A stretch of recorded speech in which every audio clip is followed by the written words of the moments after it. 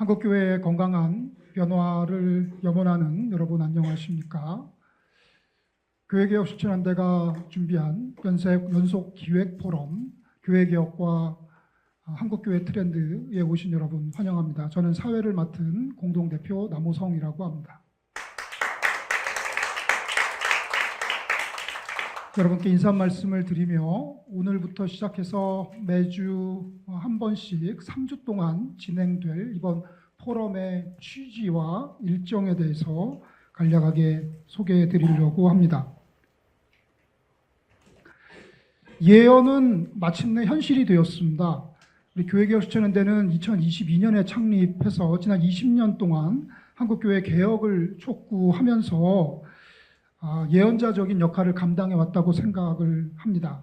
기독교인들이 올바른 신앙을 품고 교회를 건강하게 운영하며 사회를 향한 선교의 사명을 감당해야 한다고 개혁연대는 그동안 광야에서 외쳤습니다. 그리고 뜻을 같이 하는 교회들과 선도적으로 시행착오를 거듭했습니다. 그런데 그 외침은 코로나 시대를 거치면서 더 이상은 미룰 수 없는 시급한 과제가 되었다고 생각을 합니다. 2020년부터 22년까지 팬데믹 시대를 지나면서 한국교회는 엄청나게 변화된 현실을 체험했습니다. 교인들은 흩어졌고요. 청년들은 사라졌고 교회는 길을 잃었습니다. 그러다가 목회 데이터 연구소가 펼쳐낸 두 권의 책 한국교회 트렌드 2023과 한국교회 트렌드 2024를 보게 되었습니다. 거기 보면 교회는 포스트 코로나 시대의 그 급변한 세계적, 사회적, 교회적 상황에 맞추어서 신앙과 목회와 선교가 획기적으로 전환되어야 한다고 주장하고 있습니다. 그런데 그 내용은 우리 개혁연대의 창립 이래 우리 선배님들이 지난 20년 동안 일관되게 외친 내용과 상당히 일맥상통합니다. 개혁연대가 그동안 한국교회를 향해서 이러이러해야 한다고 말해왔던 당위적인 주장이 이제는 이러이러해야 산다는 생존의 문제가 되고 만 겁니다. 이에 개혁연대는 코로나 시대 전후에 한국교회 개혁 이슈들을 최근 트렌드에 입각해서 종합적으로 진단하는 3회 연속 포럼을 개최해야 합니다. 첫 시간, 오늘 이 시간에는 신앙 영역에서 지금까지 개혁연대가 목회자를 의존하는 신앙의 탈피에서 개신교 정신과 합리적 판단에 입각해서 주체적 신앙을 가져야 한다고 우리가 이야기했던 것을 우리 방인성 목사님께서 말씀해 주실 것입니다. 그리고 현재 나타나고 있는 플로팅 크리스천 현상이나 영적이지만 종교적이지 않은 즉 SBNL 현상에 대해서 우리 지용근 소장님께서 살펴봐 주실 거고, 그리고 마지막으로 청년의 눈으로 과거 그리고 현재 벌어지고 있는 한국교회의 흐름에 대해서 관찰하고 전망하는 시간을 우리 김영준 집행위원께서 해 주시겠습니다. 다음 주 이 시간 이 장소에서 있을 둘째 시간에는 교회 영역에서 과거의 개혁연대가 목회자 개인 또는 소수 기득권자들의 독점적인 결정이 아니라 교회 정관을 통해서 여성과 젊은 교인들도 의사결정에 참여하는 운영위원회 제도를 채택하여서 민주적으로 교회 운영할 것을 주장했던 그 내용을 우리 백종국 교수님께서 말씀해 주실 거고요. 이어서 현재 전 세계적으로 중요성이 부각되고 있는 ESG, 즉 생태, 사회적 책임, 지배구조의 관점에서 교회의 건전한 거버넌스가 무엇인지 우리 류지성 교수님께서 말씀해 주시고, 그리고 이어서 우리 또 청년 집행위원께서 미래의 방안에 대해서 함께 논의할 것입니다. 그 다음 주 셋째 시간에는 선교 영역에서 교회가 포교 목적의 전도와 봉사에서 더 나아가서 사회적, 정치적, 경제적 이슈에 대해 선교적 사명을 가지고 참여할 것을 촉구했던 과거 개혁연대의 주장과 활동을 우리 박두큰 목사님께서 정리해 주실 거고요. 이어서 현재 한국교회가 직면하고 있는 이런 공적 신앙에 대한 사회적 요구에 부응해서 지역에서 마을을 대상으로 한 일상적인 공동체 활동과 목회 방안에 대해서 정재영 교수님께서 말씀해 주실 겁니다. 그리고 앞으로 우리 함께 나아갈 바에 대해서 또한 청년 집행위원께서 말씀해 주실 겁니다. 이제 더 이상 과거 신앙 관행과 목회 방식은 통하지 않습니다. 코로나 팬데믹은 그동안 우리가 미뤄두었던 신앙적, 교회적, 선교적 과제를 완수할 것을 요구하는 계기가 되었습니다. 이 문제를 해결하려고 우리 개혁연대가 한국교회 트렌드 2023, 2024의 저자들과 함께 이 자리를 마련한 것입니다. 교회와 목회자를 떠나서 독립했지만 어떻게 올바로 신앙생활을 해야 될지 몰라서 방황하는 성도들께 유익한 시간이 되기 원합니다. 변화된 교회 상황은 이해했지만 구체적인 실천 방안을 알지 못하는 목회자들께 도움이 되면 좋겠습니다. 사회 선교에 대한 정치, 경제적인 거대 담론을 어떻게 일상에서 구현해야 될지 고민하는 그런 그리스도인들이 이 자리를 통해서 유익을 얻기 원합니다. 그래서 우리 한국교회 구성원들이 하나님의 뜻에 합한 또 아름다운 교회를 함께 만들어 가기 위하여 머리를 모으는 그런 시간이 되었으면 좋겠습니다. 이제 그 첫 시간으로 우리 신앙 영역에서 발표해 주실 강사님들을 소개합니다. 오늘 첫 번째 말씀을 듣겠습니다. 우리 교회개혁 실천연대 고문으로 계신 우리 방인성 목사님께서 첫 번째 발제해 주시겠습니다. 개혁연대에서 참 오랜만에 제가 이렇게 같이 이야기를 나눈 것 같으네요. 이제 뭐 은퇴도 하고 그러니까 뭐 안 불러도 되는데 이렇게 좋은 포럼을 마련해서 저희들을 이렇게 불러서 같이 한국 교회를 생각하고 한국 사회를 생각하는 이 자리에 초청해 주셔서 감사합니다. 저는 이제 그 개혁연대의 고문으로 있으면서 또 교회 개혁을 20년이 넘도록 함께 해오면서 요즘 제가 그 교회 영역, 물론 뭐 다른 사회 영역도 열심히 제가 참여를 했지만 특별히 교회 영역에서 제가 반성하고 있는 점은 개혁에 대한 그 이슈는 상당히 가열차게 부르짖었고 또 한국 교회의 문제점에 대해서 우리 남호성 공동 대표께서 얘기했듯이 뭐 예언자적이면 예언자적이고 좀 강하게 저항과 비판을 했었는데 거기에 많이 동조하고 또 함께했던 이런 귀한 동역자들, 교회들, 특별히 젊은 그런 목회자들 이런 분들을 잘 견인해서 지속 가능한 그런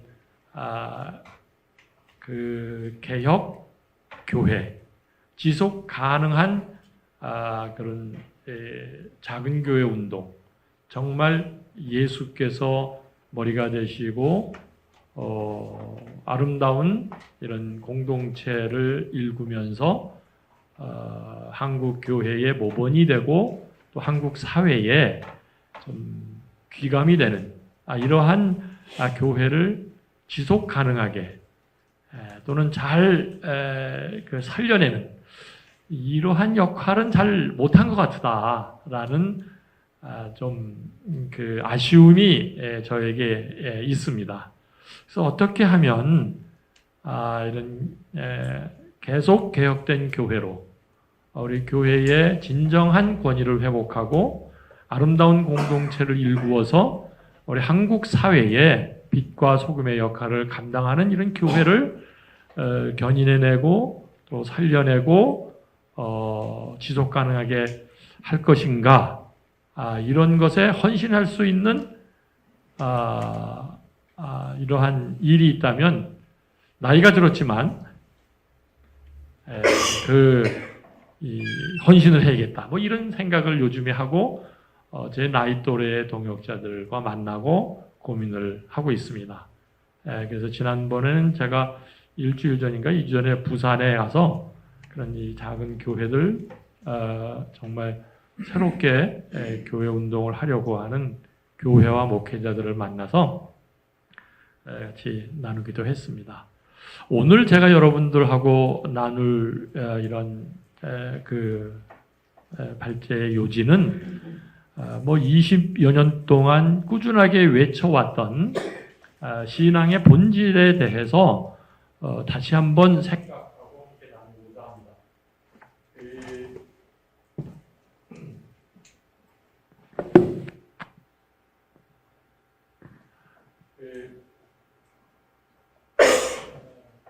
새롭게 변화하는 또 팬데믹 이후에 한국 교회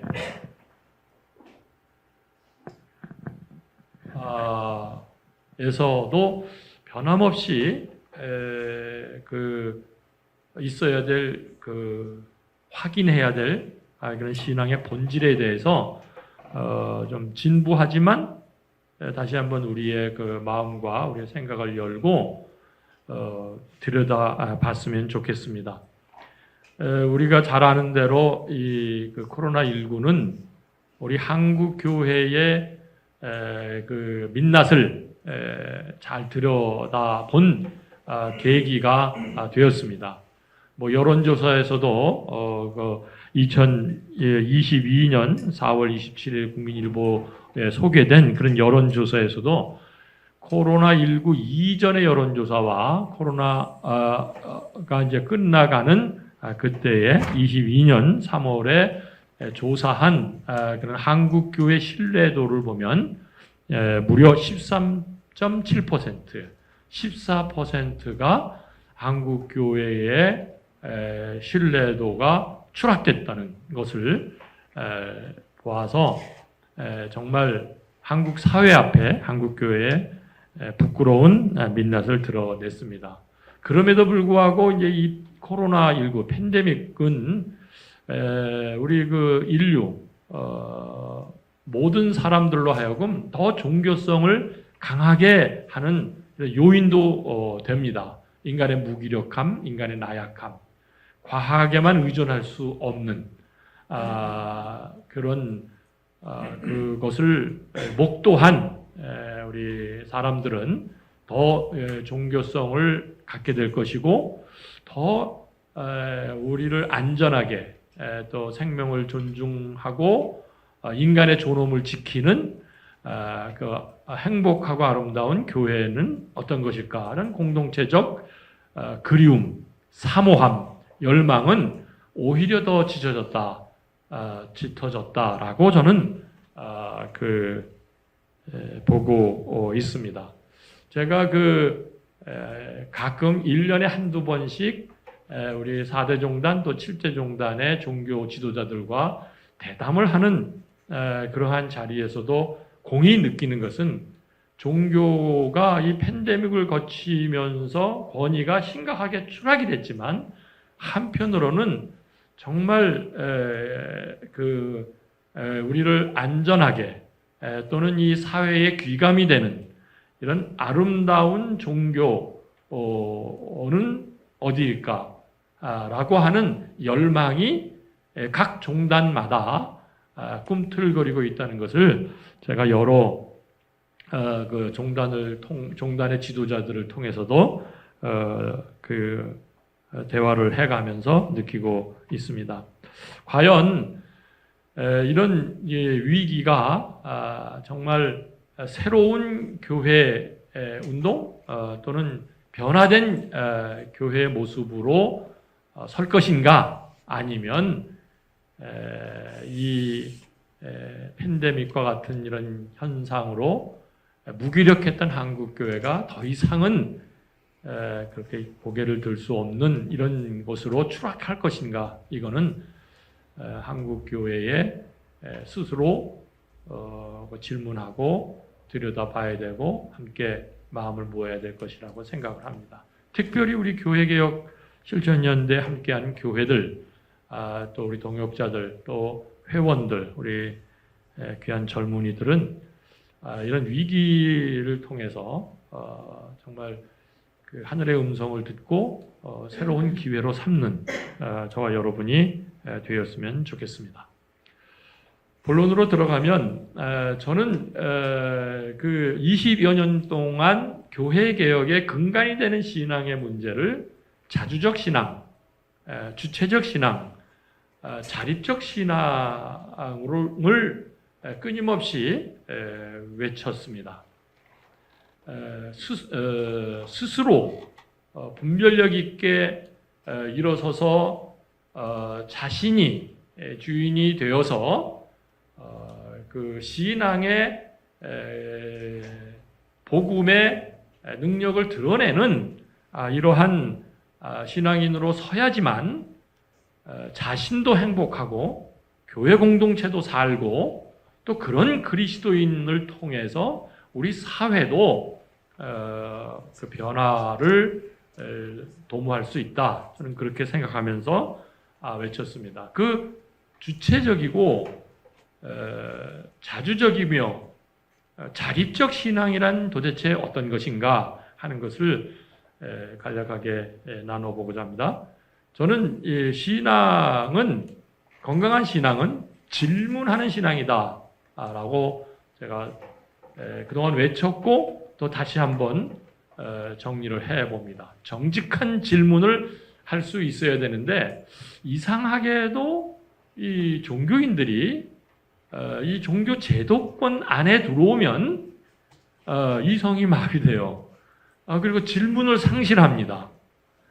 그리고 그 특정 종교인에게나 또 종교 제도에 또 종교적 어떤 그 힘 앞에 맹종하는 경우들이 있습니다. 그것은 자신도 행복한 신앙을 못하게 되고 교회도 부패를 낳게 되는 이런 것이죠. 제가 늘 그 질문을 교회개혁 강의를 하면서 질문하는 게 있습니다. 믿음의 반대말이 무엇입니까? 대개는 믿음의 반대말을 불신이라고 얘기하지만 믿음의 반대말은 어떤 면에서 자기 확신입니다. 자기 신념입니다. 그래서 교회 생활을 오래 할수록 또 뭐 그 종교 생활을 오래 할수록 또 강단에 서서 그 설교나 그 종교의 예식을 오래 진행할수록 굉장히 그 사고가 딱딱해지고 고집스러워지고 인격도 그 대화할 줄 모르고 그 하는 그런 고집불통의 사람들을 아주 많이 만나게 됩니다. 그 사람들이 다 자기 확신에 사로잡혀 있습니다. 천국은 자기 것이냐, 우리 교회만 있느냐, 그리고 자신이 믿는 그런 교리와 자신이 가지고 있는 그 신앙이 최고인 양, 이렇게 생각하면서 정직한 질문을 자신에게도 던지지 않고 교회 운영에도 던지지 않고 목사의 설교 앞에서도 던지지 않고 그러니까 이 사회에 나가서도 사회의 여러 가지 그 부조리와 구조적 모순에도 질문을 던지지 않습니다. 그 자기 자신의 그 확신에 사로잡혀서 스스로 세뇌 당하고 있다는 사실입니다. 그 정직한 질문을 하려면 저는 네 가지 눈을 가져야 된다. 믿음의 눈, 이게 눈이라는 게 관점이죠. 여기서 믿음의 눈이라는 것은 끊임없이 신뢰하고 사람을 믿어주는 폭넓은 이러한 그 인격적 것입니다. 우리가 그 인간관계나 우리랑 대립되고 반대되는 진영들을 만나면 우리가 분노도 일어나게 되고 그리고 증오하게 되고 그 담을 쌓게 되는 경우가 있는데 하나님이 우리를 끊임없이 신뢰하고 기대하고 믿어주는 그런 믿음의 눈은 우리가 필요할 것입니다. 또한 그 신뢰하고 믿음의 눈 못지않게 의심의 눈이 필요합니다. 그게 맞는가? 내 신앙에 지금 이 걸어가는 길이 정말 제대로 돼 있는가? 우리 교회는 정말 하나님 보시기에 바르게 나아가고 있는가? 성령의 인도하심과 예수 그리스도가 머리가 되시고 있는가? 라는 질문. 목사의 설교가 이게 제대로 된 설교인가? 라는 질문. 이런 질문은 우리가 끊임없이 해야 됩니다. 우리 인간 관계에서도 굉장히 서로 우정과 신뢰를 쌓고 친분을 갖지만 절대적으로 우리가 신뢰할 수 없는 불완전한 존재임을 우리가 보고 늘 이러한 질문, 의심하는 눈은 필요합니다. 물론 자기를 들여다보는 자기 성찰의 눈 필요합니다.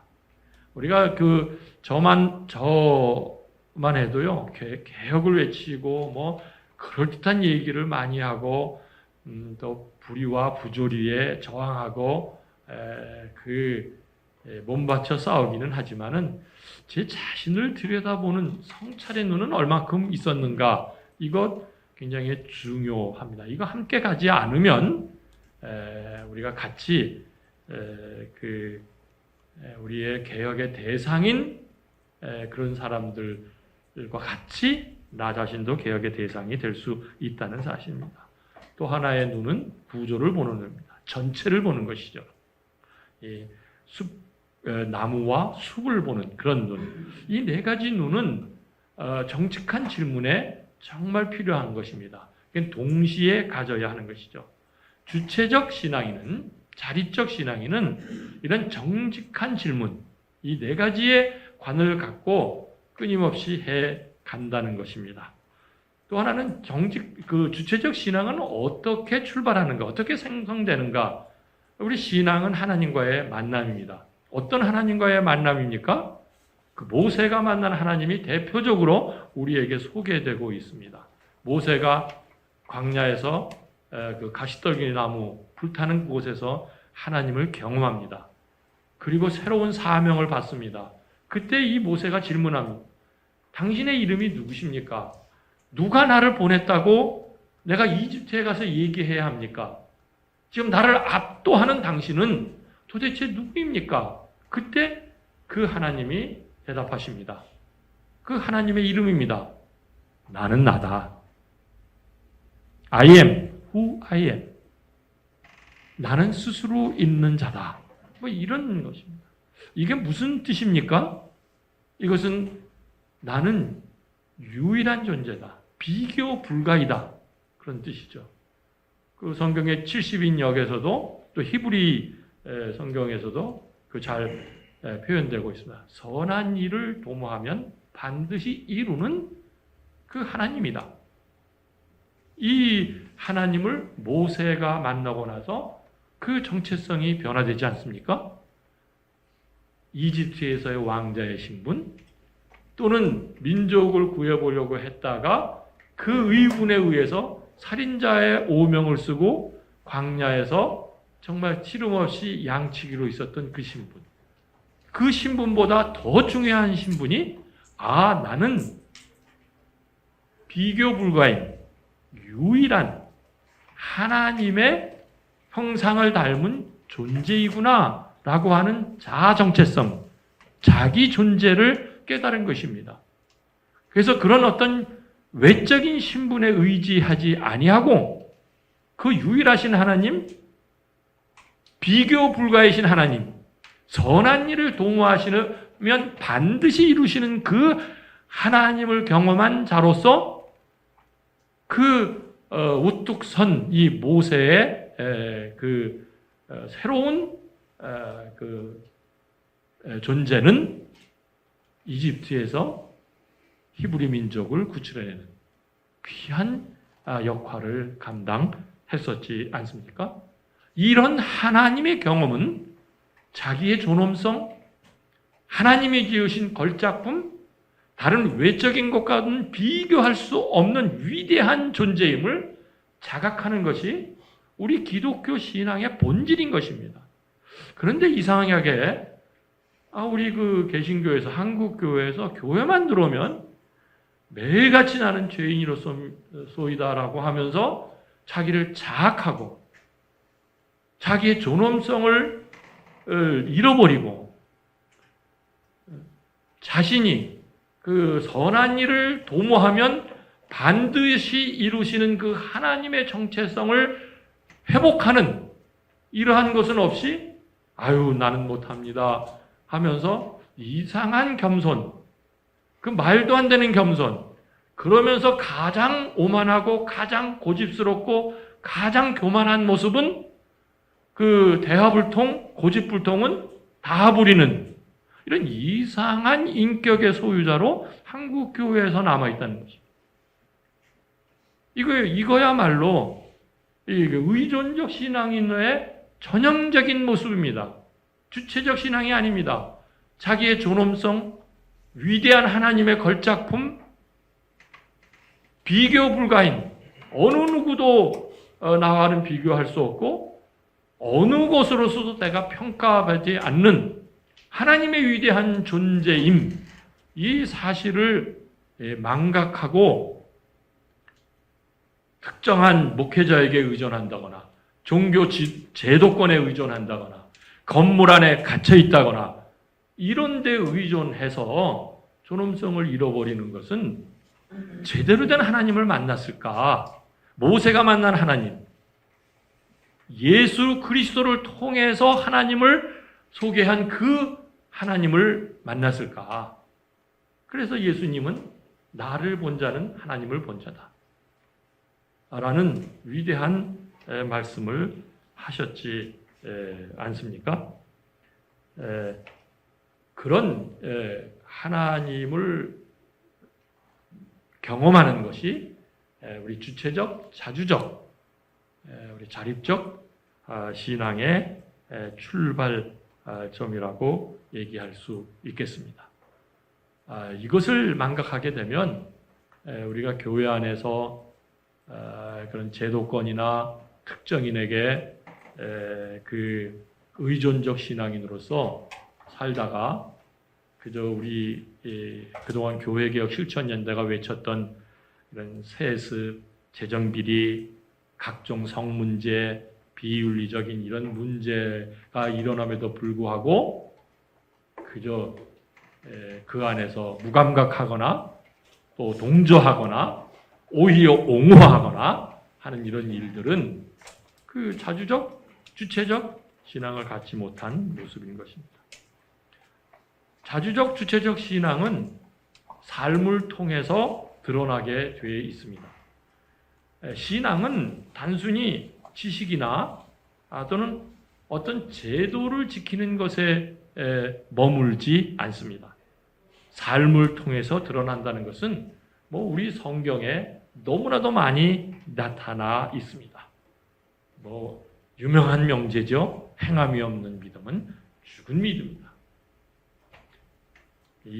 그 말씀이야말로 우리 지금에 있는 우리 한국교회 필요하지 않겠습니까? 너희는 세상의 빛이라. 너희 몸을 하나님이 기쁘시게 하는 거룩한 산제에서 드려라. 수없이 많습니다. 신앙은 삶으로 실천으로 드러난다는 것입니다. 제가 이 목회를 그렇게 오랫동안 하고 설교도 많이 하고 이제 은퇴를 하면서 저의 그 아쉬움 중에 하나는 제가 그 가장 몸부림을 많이 치기는 했었습니다. 나의 그 설교 강단에서 외쳐지는 것은 내 삶으로 녹아지는 것이어야 한다. 그리고 또 외쳐지는 것은 삶으로 드러나야 한다.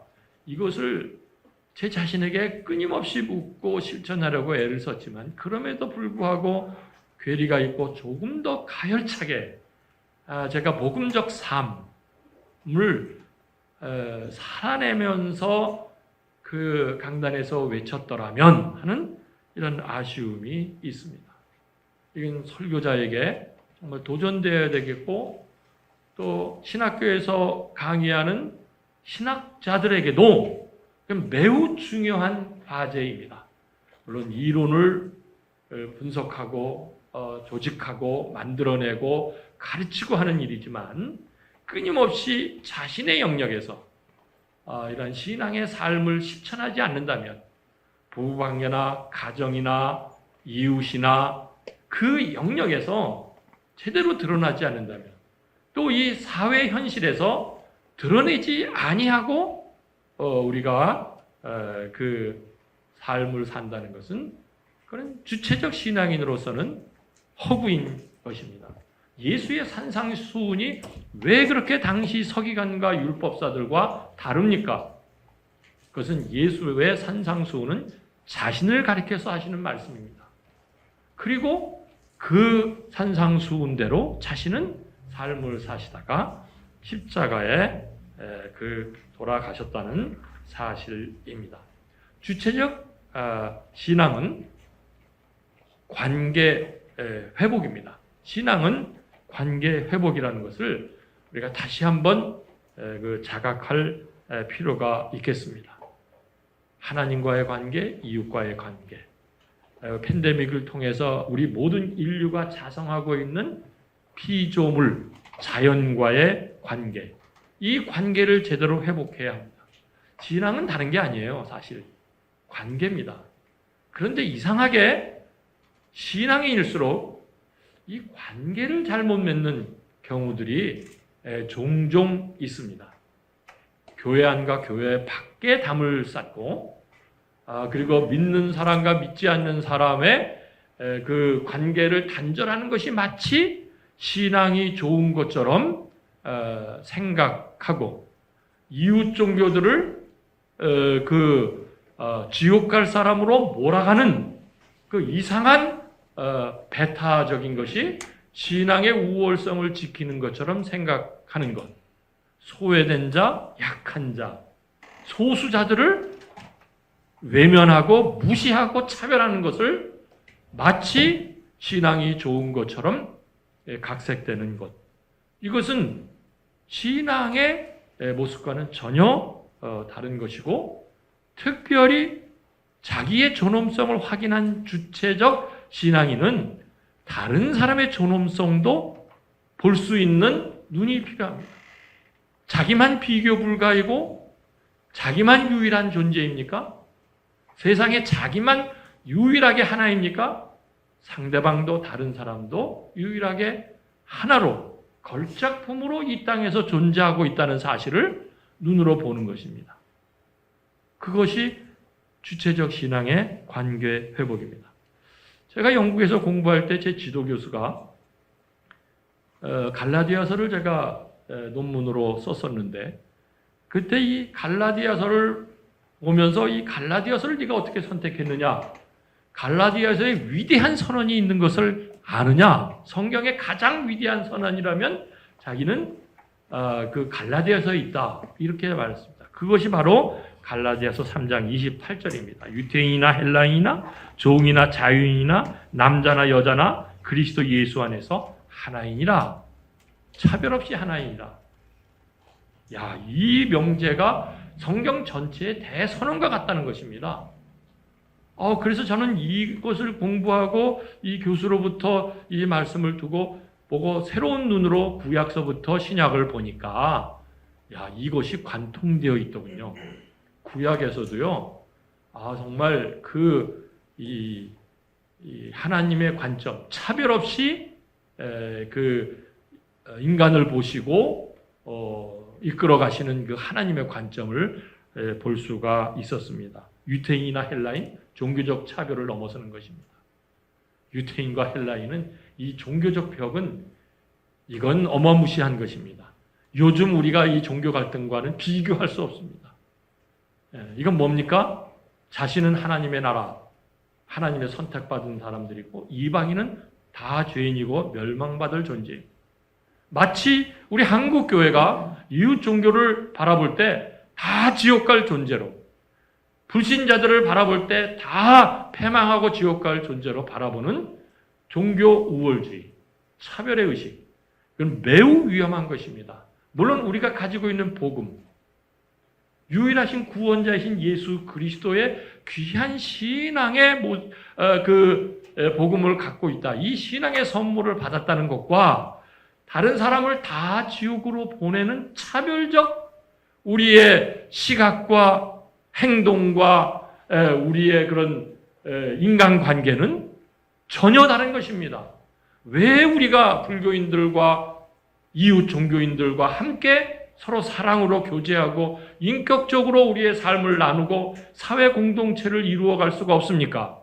왜 그런 사람을 지옥으로 다 보내고 우리만 이 땅에서 가장 선하고 하나님의 나라를 일굴 수 있는 것처럼 착각하고 살아가야 합니까? 이게 얼마나 무시무시한 죄악인 것을 우리가 제대로 된 신앙인이라면 우리가 눈뜨고 봐야 되는 것입니다. 관계입니다.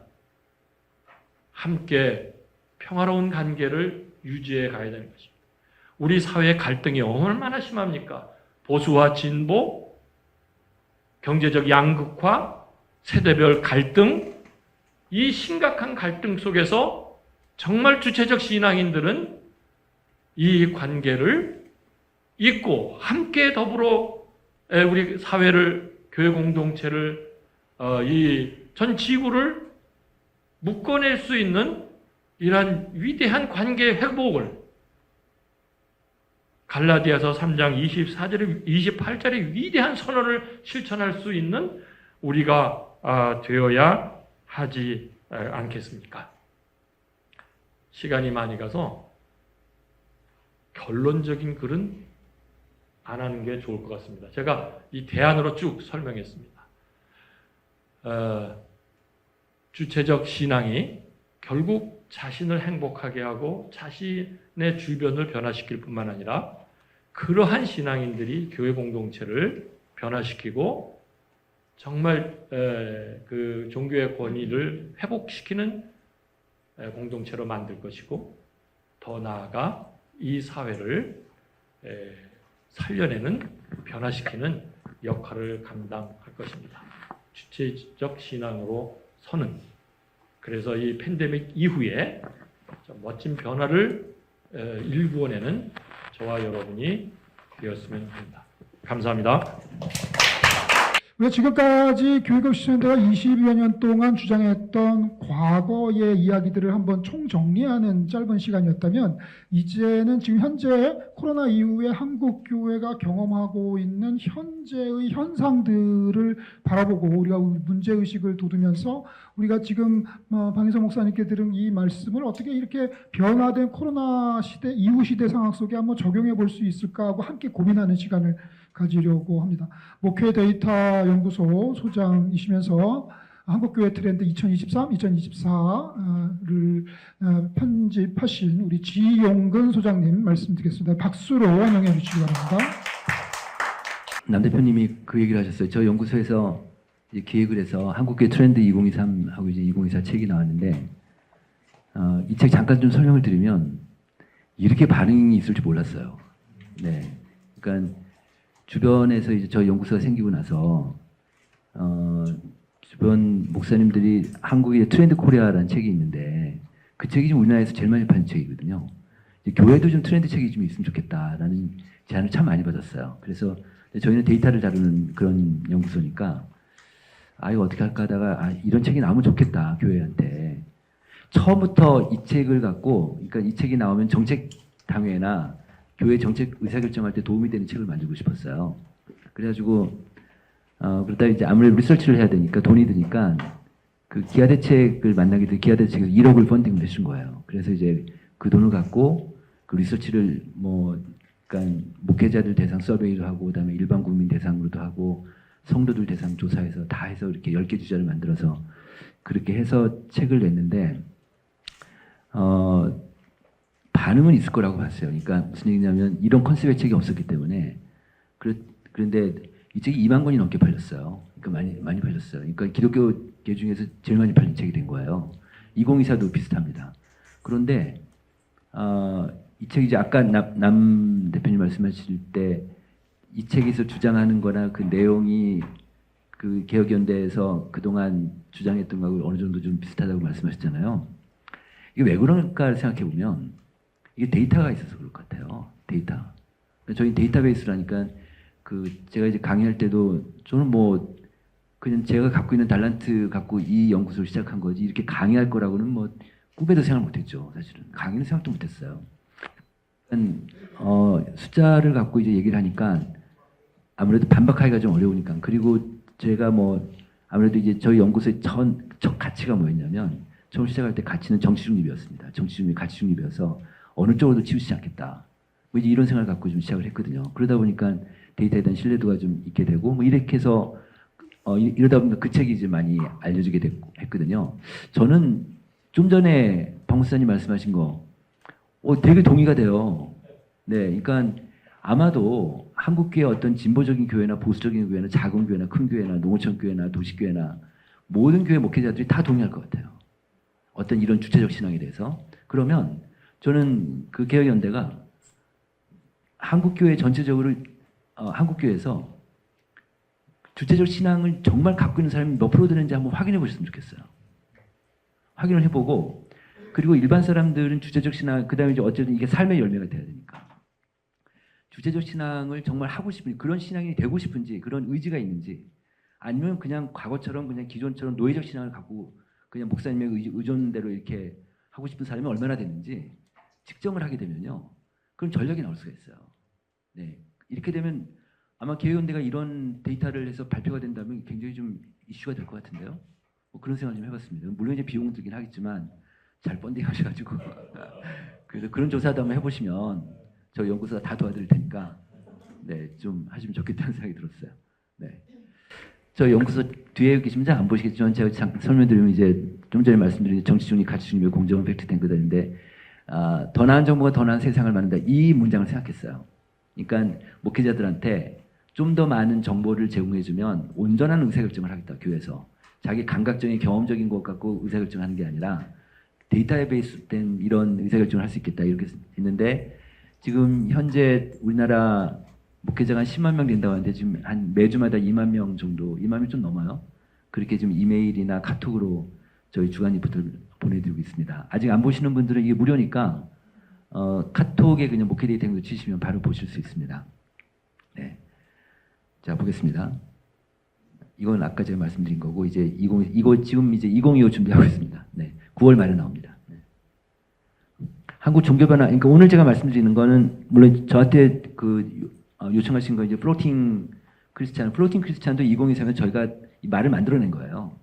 그다음에 이제 그 종교 사역의 세계는 SBNR 그 얘기를 좀 하셨는데 그건 되게 좀 일부분이라는 생각이 들어서 오늘 제가 말씀드리는 거는 개혁연대하고 크게 관련이 없을지도 모르겠죠. 한국교회 상황을 좀 말씀드리기 더 좋겠다. 한국교회 지금 이런 상태다. 그다음에 지금 어떻게 보면은 개혁연대를 지지하고 지향하는 교회들조차도 코로나 이후에 어려워졌을 것 같아요. 그러니까 이거는 어떤 개혁을 하고 개혁연대에서 주장하는 이런 개혁과 상관을 더 큰 개념에서 한국교회 개혁이 필요하다. 예를 들면 지금요. 저희 데이터로는요. 1년 동안에 세례를 준 교인이 지금 1%밖에 안 돼요. 네, 그러니까 그만큼 영혼권이 안 이루고 있고 새신자가 안 들어오고 있고 한국교회 영혼권이 지금 안 되고 있어요. 네, 이 정도로 심각하거든요. 그러니까 물론 수편적 신화도 중요하지만 이 수질적 신화도 굉장히 중요한데 지금 다들 지금 다 무너진 상태에서 있다. 그러니까 특히 지난 3, 4년 동안에 너무 좀 어려워진 상태니까. 네, 그래서 일단 오늘은 한국교회 좀 상황을 좀 말씀드리면 좋겠다는 생각이 들었습니다. 이게 물고기 모양인데. 이게 우리나라 만 19세 이상 성인 남녀들 종교 여부를 물어본 거예요. 그랬더니 2012년까지는 종교인이 많았고요. 좀 볼까요? 네, 종교인이 많았고 이제 17년 이게 5년 단위로 한목협에서 조사한 건데 이게 무종교인이에요. 이게 무종교인이 지금 위로 올라가고 있는데 지금 작년 10월달에 저희가 우리나라 전국에 5,000명 대상 조사를 했어요. 보건 조사를 했는데 무종교인이 63까지 올라갔어요. 그다음 종교인이 37이고. 근데 20, 30대 볼까요? 20, 30대는 지금 20%가 안 돼요. 종교를 믿는 친구들이. 이 정도로 지금 이거 보시면 이 우상향으로 올라가는 속도 한번 보세요. 지금 한국 사회가 이 정도로 좀 탈종교 속도가 빠르다. 이렇게 좀 볼 수 있습니다. 그러니까 이거는 뭐 너도 나도 할 것 없이 좀 이거에 대해서 위기의식을 가져야 된다는 거죠. 네, 그 다음에 종교별로 볼까요? 요건 지금 불교인데요. 이게 불교인데 2000년 초반까지만 해도 불교가 앞서다가 지금 2010년대 들어오면서 불교랑 개신교랑 지금 붙었어요. 붙은 상태에서 같이 내려와요. 같이 내려오다가 지금 2023년도에는 불교가 뚝 떨어지죠. 불교 뚝 떨어지고 개신교가 16인 물론 여기 20에서 개신교도 한 6% 떨어졌지만 불교는 좀 더 많이 떨어져 있잖아요. 작년에 올해 총괄 작년 말인가 중앙일보에서 그 불교 데이터 하나 나왔는데 그 승가대학 입학생이 거의 없대요 지금 그런 상태인데 그 승가대학 나와서 이제 출가를 하잖아요 승려들이 그 이 승려가 지금 출간 승려들이 지난 10년 사이에 70%가 줄어들었대요 불교가. 그러다 보니까 지금 20대 청년 중에서는 불교가 몇 프로인지 아세요? 4%밖에 안 돼요. 그 다음에 30대 청년 중에서도 불교가 4%밖에 안 돼요. 그럼 다음 세대 가면 어떻게 될까요? 이렇게 되면요. 아마 불교는 거의 사찰밖에 안 남을 수도 있어요. 이렇게 되는데 지금 볼게요. 20, 30대 젊은 사람들만 갖고 보면 MZ세대들이죠. MZ만 갖고 보면은 종교인들이 적지만 종교인들이 이렇게 뭐 이렇게 많지 않지만 종교인들만 보면은 개신교가 60%가 좀 넘어요. 네. 그러니까 다음 세대 가면 한국 종교는 개신교가 주도적으로 갈 거예요. 그죠? 이렇게 되면은 지금 현재 교회학교, 주일학교 아이들이나 청년들 한 사람 기독교 사상으로 무장된 정말 신앙적 주체성을 갖고 있는 이런 사람들을 우리가 얼마나 많이 키워내는가에 따라서 다음 세대, 한국의 다음 미래가 달려있다 이렇게 볼 수 있죠. 사실은. 네, 한국 사회가 만약 기독교 문화까지도 어려워진다면 그러면 한국 사회 더 망가질 테니까. 종교의 사회적 기능이라는 게 있는데, 그죠? 그래서 그런 생각이 좀 들었습니다. 여기 보시면 이게 지금 이거 뭐냐면 지금 개신교 인구인데 2012년하고 23년 요 10년 사이 좀 어떻게 변했나 볼게요. 20대 청년들은 19에서 9로 10% 반이 빠졌어요. 반이. 그다음 30대 청년들은요. 21에서 11로 절반이 또 빠졌어요. 근데 우리가 보통 교회 이탈하는 사람들 20, 30대 젊은 사람들 생각하는데 지금은 그렇지 않아요. 40대까지도 빠지는데 40대 볼까요? 이 40대를 보면 26에서 14 이것도 한 절반이 빠졌죠? 이렇게 많이 빠졌어요. 이게 왜 그럴까요? 왜 40대까지 이렇게 빠질까요? 근데 지금 볼게요. 우리나라 중위 연령이라는 게 있어요. 0세부터 이제 나이 많은 사람이 쫙 나르게 세우면 가운데 나이가 지금 45살입니다. 지금 현재.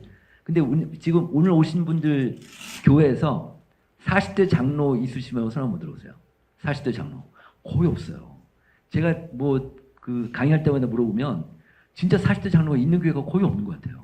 왜 그러냐면 다들 이제 교인들이 고령화되니까 이제 50대부터나 그 교회 리더가 되는 거지. 40대도 이제 잘 안 되니까 50대가 딱 그 교회 장로가 되면 이제 아무래도 교회 리더가 되면 어깨에 이제 완장이 들어가고 좀 힘이 들어가고 수직적인 문화, 권위적인 문화 이렇게 되니까 40대가 버틸 수가 없는 거예요. 그래서 지금 30, 40대가요. 섬처럼 갇혀 있어요. 그래서 30, 40대가 이탈률이 심해요. 코로나 이후에 지금 30, 40대가 거의 30%가 넘게 지금 빠져나간 상태예요. 제가 이제 이런 말씀 드리면 뭐 그냥 목사님들은 되게 좀 불편해하시기도 해요. 왜냐하면 부정적인 얘기를 하니까 우리 다 안다 뭐 이러면서. 근데 이제 이런 말이 있습니다. 예상되는 위기는 현실화되지 않는다 이런 말이 있어요. 그러니까 위기를 예상할 수 있으면 그 해당되는 사회적 주체들이 미리 대응하니까 미리 준비하니까 예상대로 안 간다는 거예요. 미리 대응하니까. 그러니까 저는 이제 이런 데이터들이 결국은 그 한국 교회가 미리 대응해서 그렇게 좀 안 갔으면 좋겠다 이런 얘기인데 지금 볼게요. 지금 그 우리나라 그 이따 제가 말씀드리겠지만 지금 말씀드리면 그 지난 10년 지금 올해 23년부터 33년까지 작년 말에 12월 달에 앞으로 50년 뒤에 인구 추계가 발표가 됐어요. 그런데 그래서 지금하고 앞으로 10년 2023년하고 33년하고 요 사이 10년 사이를 보면 인구가요. 얼마나 줄어들었을까요? 지금 줄고 있잖아요. 70만 명이 줄어요. 전국적으로 5,100만 명에서. 그게 별로 많이 안 줄어요. 그러니까 서울의 송파구 정도 하나 주는 꼴이에요. 1.3%밖에 안 주거든요. 그런데 문제는 그러면 계속 이렇게 완만하게 줄지는 않을 거. 언젠가 뚝 떨어질 거 아니에요. 그게 지금 35년부터 그래요. 우리나라 인구가 2035년 그 안팎에서 뚝 떨어져요. 그때부터. 그러니까 저는 우리가 보통 이제 교통사고 당하면 이제 이 사람을 살릴 수 있는 거 없는 골든타임이라는 거 있잖아요. 저는 한국교회 골든타임이라고 만약에 말을 붙인다면 앞으로 10년이에요. 그러니까 인구가 쭉 떨어지면 그냥 무방비로 당할 수도 있어요. 한국교회가. 네. 그래서 지금 10년 사이에 잘 준비를 해야 되는데 지금은 이게 교회 밖의 사회는 각자 도생 사회라고 그래요. 그죠? 아무도 안 도와준단 말이에요. 근데 교회도 이제는 각자 도생이다. 같은 동네에서 누구는 되고 누구는 안 된다. 같은 교회에 있는데도 같은 지역에 있는데도 이제는 교회도 각자 도생이다. 근데 되는 교회가 있고 안 되는 교회가 있을 것이다. 이렇게 보는 거예요. 이렇게 되니까 그래서 이제 어느 교회가 앞으로 10년 사이 잘 준비하는가에 따라서 이제 완전 판도가 바뀔 것이다. 이렇게 보고 있는 거예요. 지금 이렇게 그래서 그 3, 40대가 많이 줄고 이게 좀 걱정이죠. 이게. 그다음에 지금 교회가 고령화되고 있는데 이게 지금 만 19세 이상에서 우리나라 일반 국민들하고 교회 다니는 사람들하고 인구 비중을 한번 본 거예요.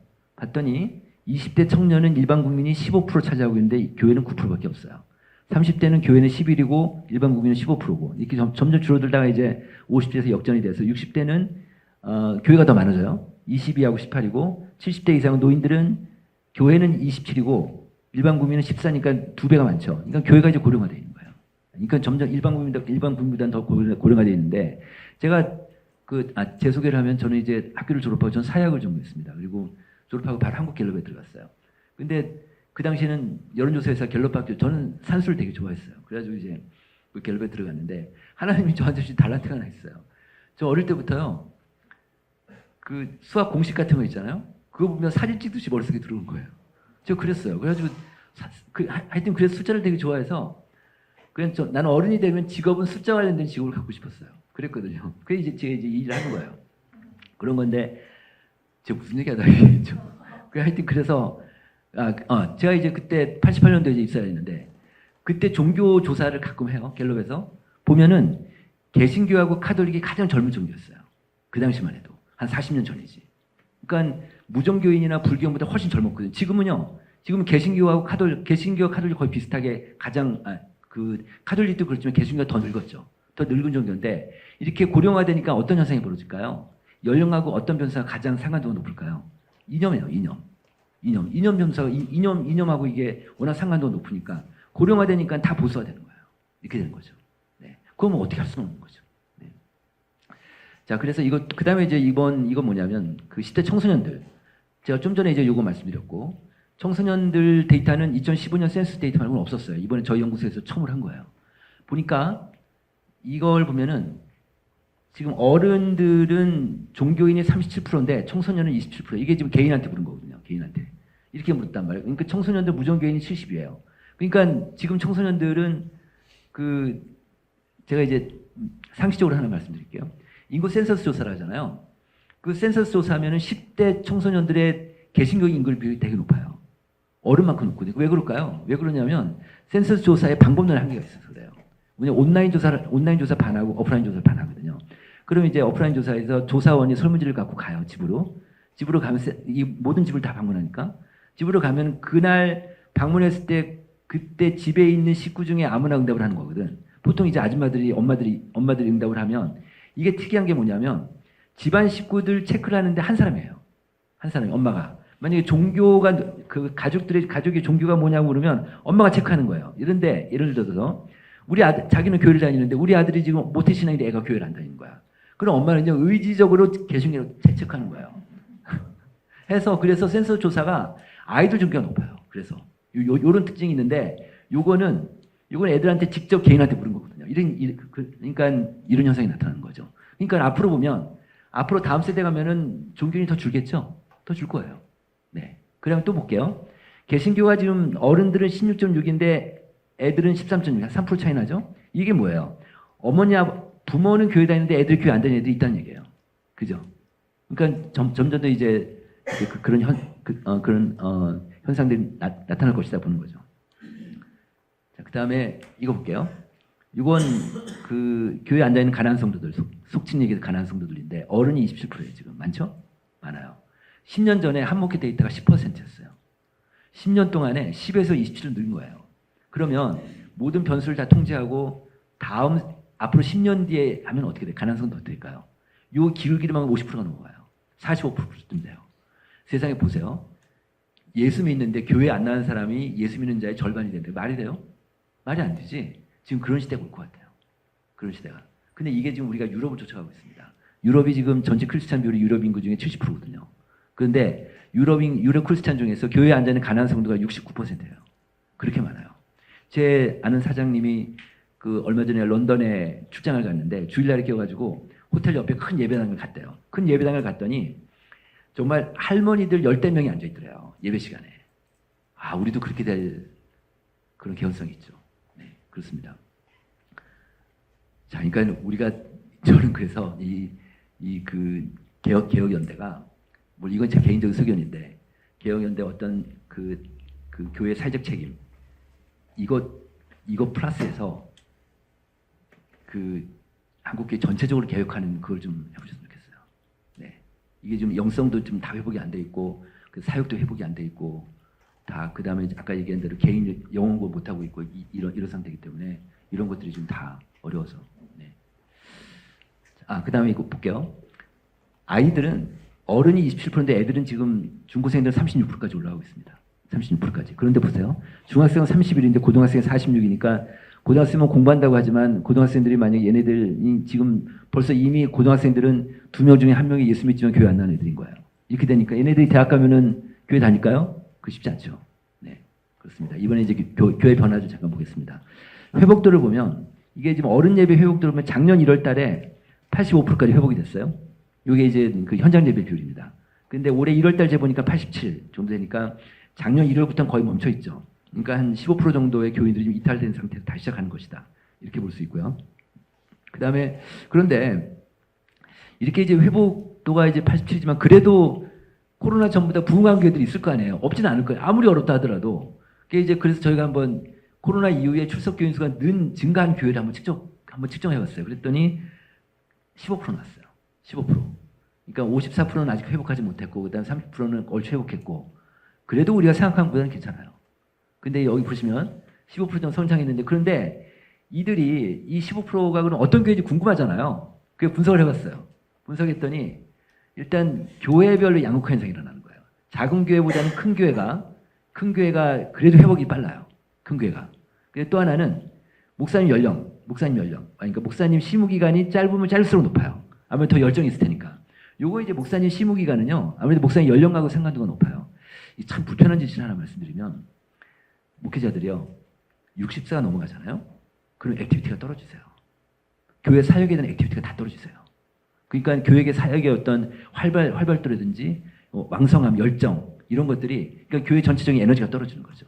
그래서 목회자 연령이 되게 중요합니다. 사실은 그렇게 돼 있고 그런데 모든 변수에서 가장 영향력을 끼치는 변수가 이거였습니다. 소그룹이었어요.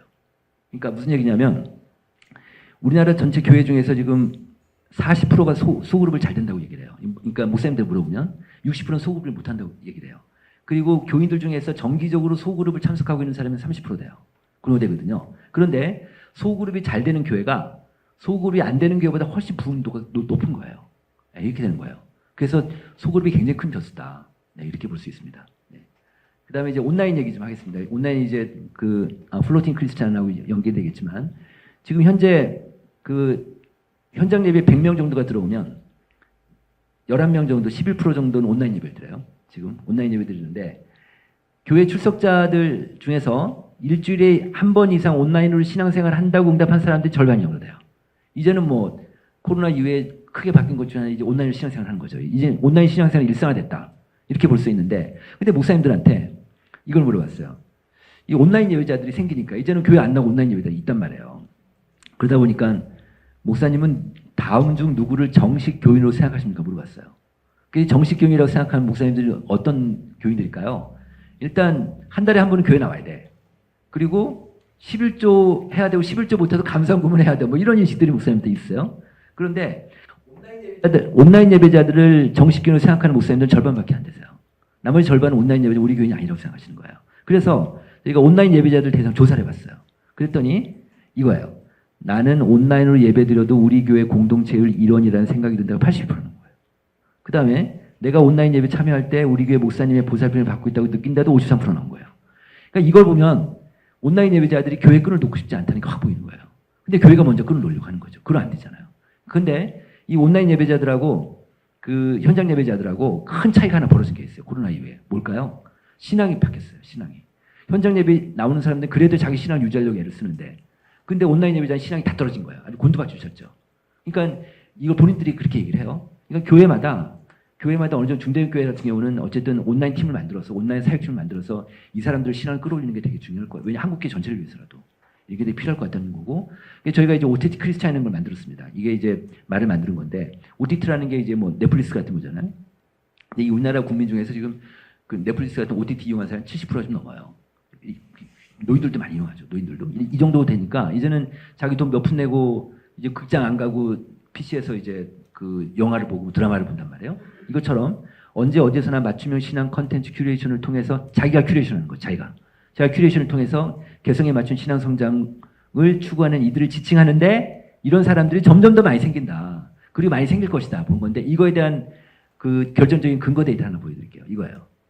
이건데 이 10년 사이에 2012년하고 23년 사이에 교인들한테 물어본 거예요. 신앙생활에 도움 받는 게 뭐냐? 그랬더니 10년 전에는 목사님이었어요. 예배하고 목사님이 설교가 64%. 지금은요 이렇게 떨어졌어요. 이렇게. 다시 얘기하면 목사님 의존도가 확 떨어진 거예요. 지금 한국 교인들이 그래요. 그 대신에 가족이 올랐어요. 가족이 2배 이상 올랐죠? 이거 왜 그럴까요? 지금 가족 종교화 시대. 그러니까 부모가 교회 다니면 애들도 교회 다니고 부모 안 다니면 애들도 안 다니고 부모 신앙이 좀 애들도 신앙이 좋고 부모가 신앙이 안 좋으면 애들도 신앙이 안 좋고 그러니까 요즘은요 3, 40대가 교회가 많은 교회는 3, 40대가 많이 다니는 교회는 교회학교들이 바글바글하지 3, 40대가 없는 교회들은 교회학교가 뭐 그냥 없죠. 별로 없죠. 아이들이. 이런 현상이 나타나는 거죠. 근데 되게 특이한 현상이 있어요. 3, 40대가 많은 교회는요 3, 40대가 더 꼬여요. 그리고요 3, 40대 없는 교회 있잖아요. 있는 3, 40대를 뺏겨요. 이렇게 돼요. 이런 현상이 나타나고 있습니다. 네, 그래서 근데 또 하나 볼게요. 미디어예요. 미디어가 이렇게 올랐어요. 목사님들한테 목사님은 설교 준비하실 때 그 성경책 말고 가장 많이 뭘 많이 이용하십니까? 물어봤어요. 그럼 10년 전에 뭐랄까요? 주석서였어요. 지금 주석서가 아니에요. 구글 검색어예요. 구글 검색어. 이렇게 돼요. 이렇게 바뀌는 거예요. 그러니까 교인들도 이렇게 바뀌니까 앞으로 그럼 2033년도에만 이 조사를 하면 어떻게 될까요? 이게 더 떨어지겠죠. 분명히 더 떨어질 거예요. 이게. 그제 많이 떨어지진 않겠죠. 더 떨어지면 이게 오르겠죠. 이거 뭐 압도적으로 올 거예요. 이제는 한국계가 미디어 갖고 승부를 봐야 돼요. 어쩔 수 없어요. 네. 그러니까 물론 오프라인도 되게 중요하지만, 그러니까 이 온라인 쪽 미디어 쪽을 어떻게 백업 기능을 해서 잘 갖고 가느냐가 되게 중요한데, 심지어는 이런 교회, 목동에 있는 어떤 교회는요. 제가 이제 그 교회를 갔더니 이 교회는 코로나 전에 한 700명, 800명인데 지금 1,400명이 됐어요. 와, 그렇게 늘은 교회도 있어요? 깜짝 놀랐지. 그래서 그 목사님한테 이제 왜 그러냐, 어떤 이유냐, 이 목사님이 그러신 거예요. 코로나 딱 시작되자마자 당회에서 결정을 했다는 거예요. 온라인에 투자하기로. 교회 인적 자원하고 물적 자원을 온라인에 다 투자한 거예요. 이 교회가. 그랬더니 온라인 조회수가 올라오는 거예요. 그러니까 그 온라인 퀄리티가 올라가니까. 조회수 인근 지역에 있는 온라인, 근데 요즘은요, 새신자들이 교회를 갈 때 그냥 안 가죠. 반드시 온라인 통해서 홈페이지 보고, 홈페이지 잘 보고, 얼마나 잘 돼 있나 보고, 설교 듣고, 온라인에서. 그리고 몇 번 들은 다음에 교회 갈 거 아니에요. 그게 뭐 그런 전략인지 아닌지 모르겠지만, 그래서 교인들이 쑥 들어오는 그런 현상입니다. 온라인 때문에. 그런 교회도 있어요. 자, 그 다음에 이제 플로팅 크리스찬 보면, 이거 플로팅이 이제 저희가 이제 만들어 놓은 건데, 이제 온라인상에서, 계속 온라인상에서 교회를 왔다 갔다 하니까, 그래서 플로팅이라는 걸 붕 떠서 했겠다 해서 만든 건데요. 여기 보시면은, 그 주일 예배자가 한 68%, 그러니까 현장 예배가 68%, 온라인이나 뭐 예배 불참자, 뭐 가정 예배자 30% 정도 됐고, 이게 지난해 데이터인데요.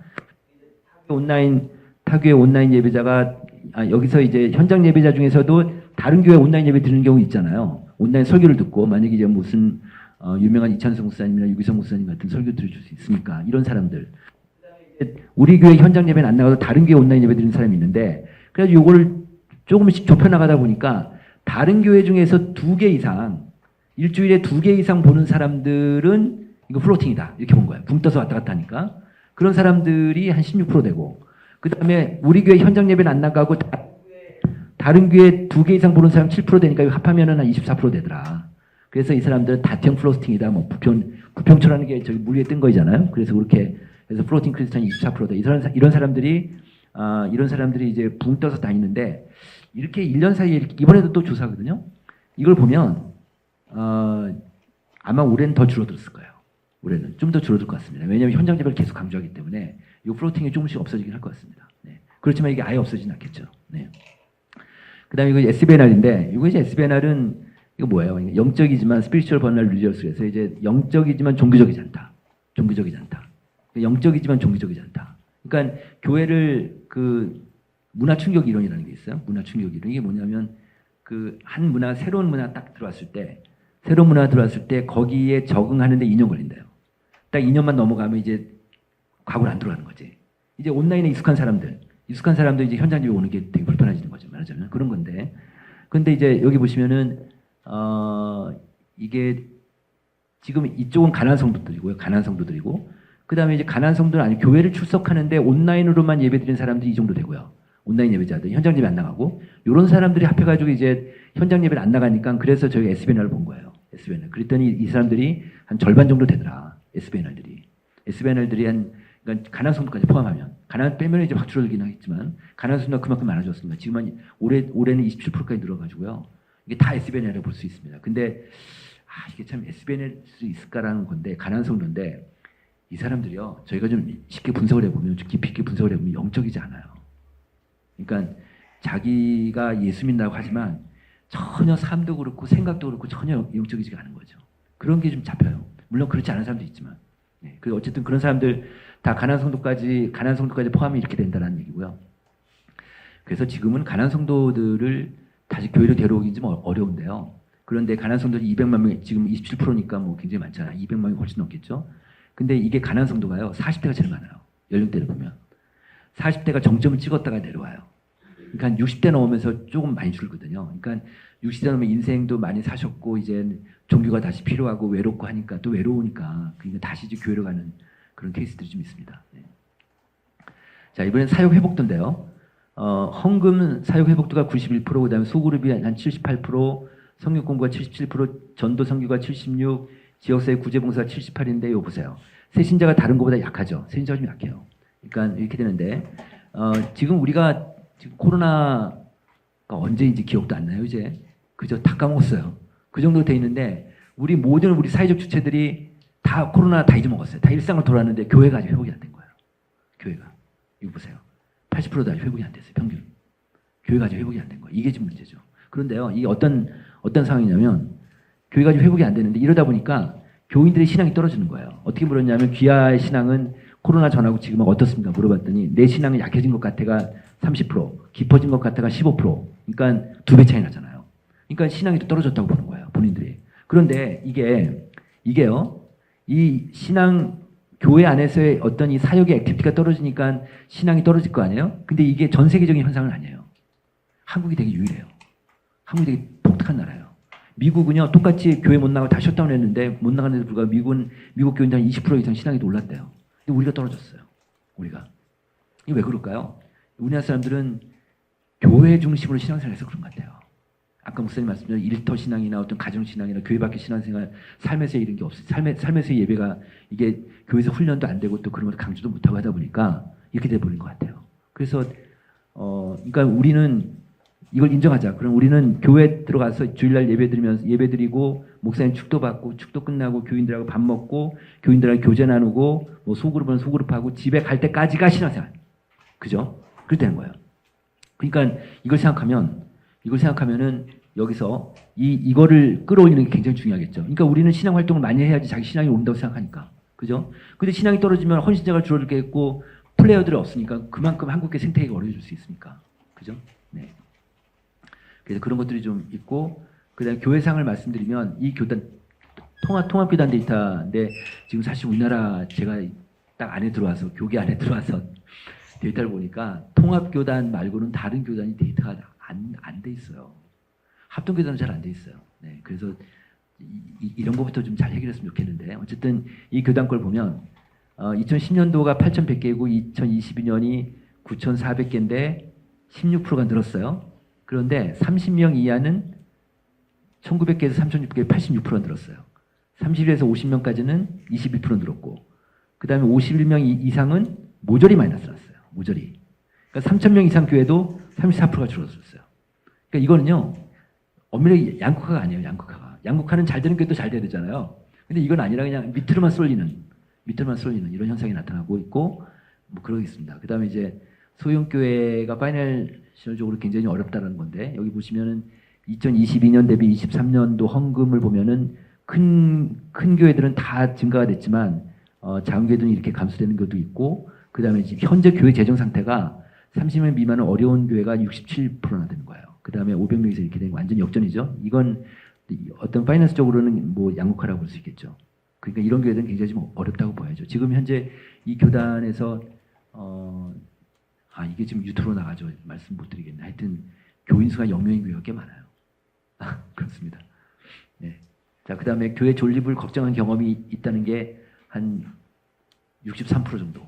63% 정도가 교회 존립에, 그리고 100명 미만들 여기 보시면 29명 이하는 교회 존립에 걱정한 경험이 있다 76%나 되고 있습니다. 네. 그러니까 지금 워낙 양극화되니까 그만큼 좀 어려워지는 거죠. 네. 그래서 목회자들이 되게 좀 어려우세요. 네. 그다음에 이제 앞으로 인구 문제가 이제 어떻게 될 건가를 보시면 아까 제가 얘기했던 대로 한 70만 명이 주는데 앞으로 10년 사이에 구조가 완전히 바뀐다. 앞으로 10년 사이에. 그래서 유소년들은 33%가 줄어든다. 앞으로 10년 사이에.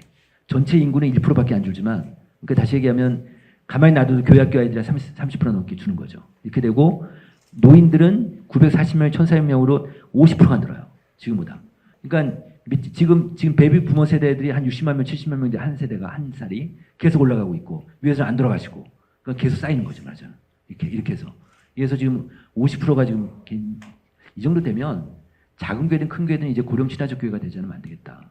뭐 노인들이 중심이 될 수밖에 없고 그래서 음연 지역들은 지금 그 인구 소멸 지역이 돼가지고 지금 앞으로 뭐 한 20, 30년 되면 다들 지금 음연 지역들은 다 인구 소멸 지역인데요. 그렇게 될 텐데 인구 소멸 지역인데도 분명 교회가 어떻게 될까를 생각해 보면 노인들은 늘어요. 지방에. 그 저기 음연 지역들 있잖아요. 그 농어촌 지역들 노인 숫자는 더 늘어요. 그러니까 교회는 없어지진 않겠다. 그러니까 노인 중심으로 가는 거지. 네.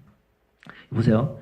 85세 이상은 앞으로 10년 사이에 74%가 는다. 이렇게 볼 수 있습니다. 그래서 한국교회 작동 프로세스가 변동이 되니까 이제 높은 소속감이 기치한 강력한 동원 체제가 약화되고 헌신자 줄어들고 이제는 과거 수직적 문화에 대한 M들이 준 거부감이 있고 새로운 패러다임이 필요하다. 그래서 제가 말씀드린 건 이제 변화라는 단어가 있고 전환이라는 단어가 있으면 체인지라는 단어는 과거로 돌아갈 수 있지만 전환은 못 들어간다. 지금 전환의 시대다. 트랜지션이다. 그러니까 새로운 판이다. 새로운 판이 바뀌었다. 그러니까 예를 들어서 처음 초자 한자. 처음 초자 어떻게 쓰냐면 왼쪽에 오드자 부쓰고요. 오른쪽에 칼도자예요. 이게 처음 초자인데 새로 시작할 때 그러면 옷하고 칼하고 합했는데 처음이 되는 거예요. 왜 그럴까요? 옷하고 칼하고 합했는데 처음이 되는 거예요. 그러니까 옷을 만들 때 옷 만드는 사람이 천을 쫙 깔아놓고 처음에 칼로 자르잖아요. 그러니까 교회가 개혁을 한다 그러면 저는 예산 같아요. 예산. 근데 보통의 교회들이 예산을 내년도 예산 어떻게 짜려면 올해 예산 기조를 근거로 짠다고. 그죠? 크게 바뀌지 않는단 말이에요. 교회 학교 예산을 2배, 3배 올릴 수 있어요? 못하죠. 그러니까 과거 예산 버려야 되는 거죠. 왜냐하면 예산이 그 교회 신앙 고백이라고 하니까. 그죠? 우리 교회가 정말 개혁을 하겠다. 우리 혁신하겠다. 그러면 빼버리고 우리 교회가 어떤 전략으로 갈 건지에 따라서 예산 편성을 완전히 새로 다 하는 거죠. 그죠? 이런 거 되게 필요하지 않겠나. 네. 영적 상황 보겠습니다. 지금 이렇게 지금 교회가 좀 어려운 상태임에도 불구하고 교인들은요 영적 갈급함이 있는 사람 65%나 돼요. 전체 교인들이. 그리고 신앙교육 훈련을 받고 싶은 교인들이 70%나 돼요. 그런데요 우리나라 목사님들한테 물어봤어요. 목사님들한테 목사님 교회는 교회학교 교육 말고 성인 교육을 얼마나 잘하십니까 물어봤어요. 우리 교회는 성인 교육이 충분하다, 미흡하다, 부족하다 이렇게 응답을 받았는데 충분하다가 몇 프로 나왔을까요? 20%밖에 안 나왔어요. 우리 교회는 성인 교육이 부족하다가 80% 나왔어요. 전국적으로.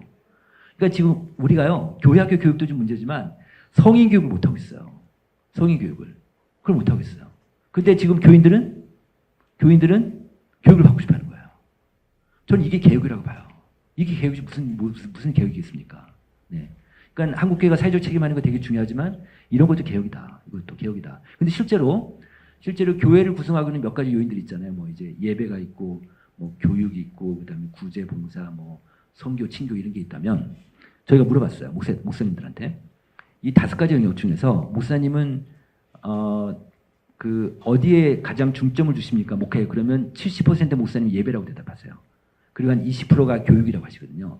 근데 목사님 교회는 앞으로 코로나 이후에 교인들이 더 늘 것 같습니까? 줄 것 같습니까? 물어봐요. 우리 교회는 교인이 늘 것 같아. 희망적으로 보는 교회 목사님들일수록 교육이 높아요. 피터 드러커라고 경영학의 아버지 이분이 돌아가셨는데 이분이 책을 굉장히 많이 썼어요. 근데 그분이 쓴 책 중에 비영리 경영이라는 게 있어요. 교회도 비영리잖아요. 그 책을 보면은 비영리는 A부터 Z까지 교육이라고 그래요. A부터 Z까지. 무조건 교육이다. 그러니까 귀가 따갑도록 교육을 시키는 것이다. 이게 되게 중요하다. 네. 그래서 가장 받고 싶은 신앙 교육은 성경 교육을 좀 받고 싶다. 이게 시스테마틱하게. 그러니까 왜냐하면 목사님 설교를 조각조각 들으니까 전체적으로 잊지를 못하니까 이제 그런 얘기 같습니다. 그다음에 이제 명목상 그리스도인, 노미널 크리스찬, 교회만 왔다 갔다 하는 사람들, 이 사람들이 문제인데 교회만 왔다 갔다 하고 구원의 확신도 없고 그냥 아무 봉사도 안 하고 교회만 왔다 갔다 하고 성경도 안 읽고 뭐 그냥 기도도 안 하고 이런 사람들 있을 거 아니에요. 이런 사람들이 전체 39.5%예요. 전체 교회 다니는 사람 중에 이렇게 많아요. 40% 정도. 근데 이 사람들은 여자보다 남자가 많고 20대 청년들이 많고 일반 성도가 많고 중간 교회 사람들이 좀 많고 그 다음에 교회 출석 주기는 잘 안 나오는 사람 이런 사람들이 많다 이런 얘기고요. 이 OTT 크리스찬 이제 이거는 이제 아까 온라인 관련해서 이제 그 아무래도 플로팅 관련해서 좀 보면 현재 출석 교회 이게 이제 온라인 예배자를 물어봤습니다. 온라인 예배자들한테 지금 현재 온라인 예배를 중단하면 어떻게 할까? 그러니까 현장 예배 출석을 좀 독려하기 위해서 온라인 예배 끊으면 어떻게 할래 물어본 거예요. 그랬더니 이걸 3번에 걸쳐서 물어봤는데 교회 출석해 주일 예배 드리겠다는 비율이 점점 줄죠. 그리고 다른 교회 온라인 예배나 방송 예배를 드리겠다가 이렇게 나오고 아예 교회를 옮기겠다 온라인 예배 하는 대로 이렇게 움직이고 있습니다. 그러니까 온라인 예배자는 완전 고착화됐다고 보시면 돼요. 네. 그 다음에 자신에게 가장 적합한 예배가 뭐냐? 그랬더니 23년 5월달 데이터를 보면은 이 지난해 데이터입니다. 대면 예배가 높고 그 다음에 여기 보시면 이제 둘 다인 경우도 높아요. 이게 다시 얘기하면 비대면을 두 개 다 4.5하고 44.7이니까 한 50% 정도는 비대면이 괜찮다는 거잖아요. 그러니까 교인들이 비대면도 괜찮다고 보는 거죠. 네. 그 다음에 온라인상에서 종교활동하는 게 편하냐 불편하냐? 편안하다 70% 정도 되고 있고. 그러니까 사람들이요. 그 현장 예배를 교회에서 계속 강조하고 있지만 온라인에 대해서 불편하진 않아요. 온라인에 대해서. 그런 생각을 좀 갖고 있죠. 그 다음에 온라인 활동 만족도도 이렇게 높아요. 86% 높고. 그 다음에 이건 아까 이제 저는 유정 박사님이 나오신지 몰랐어요. 그래서 글쎄 말이에요. 근데 제가 이제 그 트렌드 2024에서 이거를 기획을 해서 이 주제가 되게 중요하겠다. 저는 개인적으로 한국 교회가 이거 건드리지 않으면 반등하기 어렵다고 봤어요. 그래서 그 아무도 얘기 못 하니까 저는 이거 트렌드 책에 이 주제를 놓고 책 안 팔릴 수도 있겠다 생각하면서 했거든요. 그래서 근데 이 내용인데 간단하게만 말씀드릴게요. 어차피 저기 유 교수님이 그 많이 말씀하실 거니까 여기 보시면 국민일보하고 조사한 건데 저희가 그 내가 바라는 이상적인 교회 교인들한테 물어봤더니 예배 중심이고 기도 중심인 교회인 거예요. 교인들이 이런 생각을 하고 있는데 실제 한국 교회는 어떠냐 그랬더니 권위주의적이고 보수적이다 이렇게 응답을 해요. 그 다음에 전도 예배 중심이다. 그러니까 다시 얘기하면 나는 이런 교회를 원하지만 실제로 우리 교회는 이런 교회다 이렇게 보는 거예요. 그런데 그래서 다른 교회를 옮길 생각이 있냐 물어봤더니 생각한 적이 있다 한 30% 정도 됐는데 그 이유를 물어봤더니요. 설교가 은혜가 안 돼서가 제일 높아요. 이거는 당연해요. 이건 당연해요. 왜냐하면 교회 만족을 물어보잖아요. 만족 이유를 물어보면 설교예요. 가장 높아요. 불만족 이유도 설교예요. 그만큼 설교가 중요하죠. 그만큼 중요한 건데 그런데 두 번째가 권위주의적이고 비민주적이어서 교회를 옮기겠다는 거예요. 근데 이게요. 과거에 제가 지금 기독교 조사를 한 30년 넘게 했잖아요. 이렇게까지 이 응답이 앞으로 튀어나온 적이 없었어요. 이제는 이게 심각해졌구나. 이거 건드리지 않으면 안 되겠구나. 이런 생각이 든 거예요. 그래서 이게 그만큼 이제는 교인들 아주 기저에 저 안에 있는 것들이 점점 더 올라오고 있구나. 이런 생각이 좀 들었죠. 그래서 이걸 갖고 이제 교회 의사결정 프로세스에 대해서 좀 한번 물어본 거예요. 그래서 매우 그렇다는 응답인데 의사결정 교회 당회나 교회 리더들이 의사결정하는 게 만족하냐? 교인들한테 25%가 만족한다. 그 다음에 부서 의견을 반영한 게 34%밖에 안 되고 청년들은 청년 참여가 20%밖에 안 되고 청년들은 참 교회 안에서 청년들은 불쌍한데요. 청년들은 자기네를 어떻게 생각하냐? 우리는 동원용이다. 한 80% 나와요. 우리는 동원용이다. 그러니까 늘 교회에서 뭐 그냥 그 노력봉사에 되면 다 청년을 시키니까 교회 어른들이 청년을 보는 관점이 두 가지가 있어요. 하나는 뭐냐면 일을 시킬 때는 어른으로 생각해요. 근데 권한 줄 때는 애로 생각하는 거예요. 권한을 못 주는 거예요. 그래서 그러니까 하여튼 그래서 이렇게 약하고 그 다음에 성도 의견 수렴하는 거 30%밖에 안 되고 좋다 의사결정 했는데 그 과정을 우리하고 소통했냐 교인들하고 그것도 30%밖에 안 돼요. 그러니까 이걸 보면 교인들 뭐 교회에서는 이런 얘기 안 하겠죠. 안 하는데 실제로 물어보면 이렇게 약한 비율로 그러니까 이게 그 불만도가 아래 있는 거죠. 네. 그래서 지금 한국에서 그 사회문화가 지금 공정하고 소통하고 수평적으로 참여적으로 변화하고 있는데 이게 무슨 얘기냐면 대기업은 벌써 이렇게 가고 있고요. 저희가 중소기업인들 있잖아요. 중소기업의 근로자들하고 조사를 해보면 우리 회사는 공정하다. 우리 회사는 소통적이다. 우리 회사는 민주적이다. 우리 회사는 수평적이다. 이런 응답이 그렇지 않은 응답보다 더 높아요. 이제는 중소기업들도. 근데 일주일 내내 그렇게 사는 사람들이 일하다가 교회 오면 숨이 막히는 거예요. 이게 지금 아직도. 그래가지고 좀 이런 문제가 있어서 그래서 이제 그 거버넌스라는 말이 배를 조정하다 이런 뜻인데 배가 나가려면 선장 소수간인 그 선장 소수만 갈 수 있는 게 아니라 많은 사람이 다 같이 많은 사람의 힘이 필요한데 그러려면 이제 전체가 좀 협력하고 소통해야 되는 거 아니냐. 그래서 이 질문을 해봤습니다. 교회 의사결정기구에 각 세대별 대표자가 참여하는 게 필요하다라고 생각하는 교인들이 84%인 거예요. 이렇게 높여놨어요. 그러니까 설문조사니까 이게 각 세대별 대표자 참여가 높다 이렇게 나온 거죠. 그래가지고 그 구찌 회사가 유명한 기업 사례가 하나 있는데 구찌라는 명품 회사. 이 회사가 코로나 이후에 이제 굉장히 어려워져가지고 그래서 섀도우 커뮤니티라는 걸 만든 거예요. 이 섀도우 커뮤니티가 뭐냐면 30대 이하의 39살 이하의 임원회를 만든 거예요. 위원회를. 그래가지고 이제 임원회에서 어떤 의사결정을 하면 그걸 바로 실행하지 않고 얘네한테 내려보낸 거예요. 그게 얘네가 컨펌해야 되는 거야. 이 친구들이 이제 보완 의견도 내고 물론 이제 아웃은 안 시키겠지만 보완 의견 내서 하니까 다시 회사가 올랐더라. 그게 유명한 기업 사례인데 그래서 이제 이렇게 이런 그림자 임원회가 있다 뭐 이런 건데요. 합정동에 어떤 교회가 있는데요.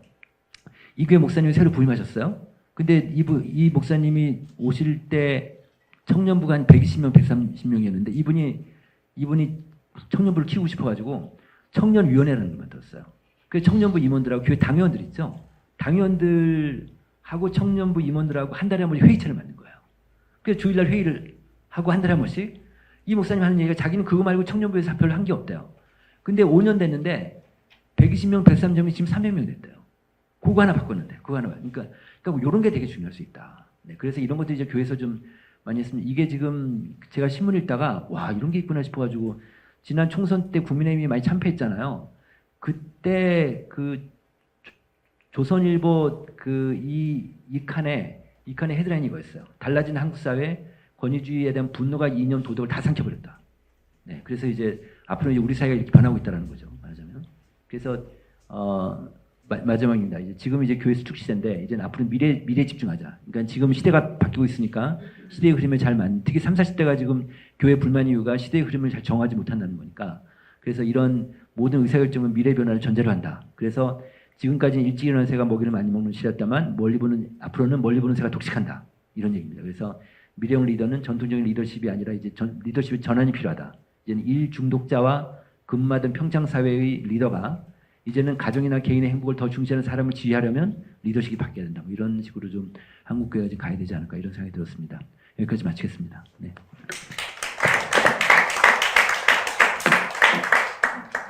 감사합니다.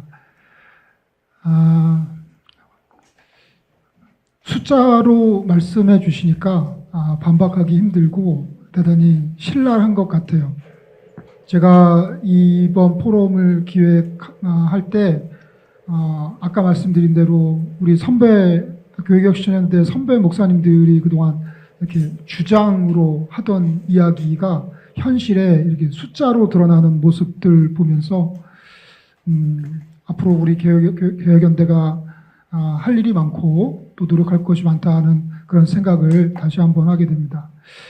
아까 우리 소장님 말미에 그 청년의 역할에 대해서 말씀해 주셨는데 우리 교회개혁실천연대도 그것에 절감해서 몇 년 전부터 우리 청년 모임을 활성화하면서 매년마다 우리 청년 세대를 집행위원으로 계속 위촉하고 있습니다. 그래서 그 중에 한 분이신 우리 김영준 집행위원 나오셔서 우리 두 분 말씀 들으신 소감 및 논평 또는 제안 해주시겠습니다.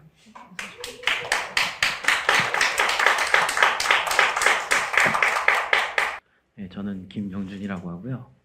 저는 사실 아까 지용 목사님은 어떤 전문가시고 그리고 또 목사님은 목회자시니까 뭐 제가 얘기하는 게 뭐 특별히 뭐 다르다거나 그렇게 생각하지는 않아요. 그러니까 뭐 새로운 것도 사실 없다고 생각하고 그냥 제가 좀 주관적으로 사실 이제 저도 교회 트렌드 한국 교회 트렌드 2024, 2023 사실 많이 읽었고요. 그냥 제가 생각하는 뭐 플로팅 크리스천에 대한 그런 소감이라든가 또 생각하는 한국교회가 무엇을 고민하는지 좀 나누는 시간을 좀 가졌으면 합니다. 그래서 저는 사실 플로팅 크리스천이라는 말을 들었을 때 이게 과연 부정적인 의미로만 있을까라는 생각을 조금 했어요. 그러니까 우리가 코로나 팬데믹 시기를 지나면서 사실 우리가 원했든 원치 않았든 사실 온라인 예배를 드려야 했고 현장 예배를 드릴 수 없었고요. 근데 반면에 그 가운데서 사실은 저는 되게 많은 그 유튜브나 혹은 뭐 팟캐스트 같은 데서 기독교에 관한 컨텐츠들은 되게 많이 늘었다고 생각을 했거든요. 그래서 사실은 그 아까 지용근 선생님께서 얘기해 주셨듯이 미디어가 되게 많이 올랐다고 사실 설명을 해주셨잖아요. 사실 거기에도 사실은 그게 사실은 되게 증명한다고 저는 사실 생각을 해요. 그래서 뭐 예를 들면 뭐 유튜브 채널을 얘기하기는 좀 그렇지만 보통 기존에 보통 온라인 예배만을 생각을 하는데 뭐 신학에 대한 뭐 관점을 얘기하는 컨텐츠라든가 그런 것들이 되게 많이 늘었고요. 그거를 사람들이 되게 많이 고민하고 있다는 것을 그거 많이 뭐 댓글 수라든가 아니 뭐 그런 뭐 말 그대로 미디어에서는 사실 조회수가 되게 중요하잖아요. 뭐 그런 것들을 많이 봤거든요. 저도 사실은 그런 거에 많이 동참을 하고 있고 저도 그런 것들 책으로 접하기보다는 책을 읽기 전에 미리 뭐 어떤 책을 소개해 주실 때 이런 거 책이 있고 이런 게 좋은 내용이다 하면 사실 그거를 보고 사실 책을 읽는 경우도 되게 많고요. 그래서 그런 것들을 좀 다양하게 기존에 우리가 접하지 못했던 신앙적인 욕구를 좀 충족하는 시간을 사실 다 많이 가질 수 있게 되었다고 사실 생각을 해요. 그래서 이런 뭐 플로팅 크리스천 현상이 뭐 시간이 많이 지났지만 뭐 얘기해 주셨듯이 여전히 많이 유지되고 있고요. 그리고 사실 저는 긍정적으로 봤던 것이 그 다형 크리스천의 유형이 아까 뭐 부평초형 크리스천보다 많다고 하는 것도 사실 긍정적인 지표라고 봤어요. 그래서 방혜선 목사님이 소개해 주셨지만 그것이 약간 주체적으로 사람들이 많이 변했다고 생각을 하거든요. 기존에는 우리가 다니고 있는 교회 모교회 목사님의 예배나 아니 뭐 다른 교회 뭐 목사님의 설교 정도로만 들었다면 이런 뉴 미디어 컨텐츠들이 그런 것들 사람들의 갈증을 좀 해소해줬다고 생각을 해요. 그래서 뭐 예를 들면 초원 AI 같이 뭔가 새로운 시도들도 되게 많이 하고 있다고 생각을 하거든요. 초원 AI가 뭐 AI 뭐 들어보신 분도 있고 안 들어보신 분도 있겠지만, 그러니까 AI 챗 GPT 형식으로 AI가 답변을 좀 많이 해줘요. 그래서 뭐 질문 같은 걸 물어보면 그 질문에 대한 것들을 단순하게 뭐 사람이 답변하는 게 아니라 뭐 어떤 성경 구절에 대한 거를 그 질문에 답변을 해주면서 그걸 같이 뭐 달아준다든가 뭐 그런 것들을 좀 알 수 있거든요. 그런 면에서 좀 우리가 조금은 사람들이 좀 주체적으로 변하지 않았다는 생각을 좀 했어요. 물론 이게 그러나 이것도 좀 단점이 좀 있는 게 우리가 그런 신앙적 욕구를 채우는 거는 되게 좋아졌지만 반면에 이제 그것만으로 그치는 거는 좀 안 된다고 사실 생각을 하거든요. 그건 단지 지식이 늘어난 거지 우리의 믿음이 깊어졌다고 생각할 수 있는 건 아니라고 생각을 하거든요.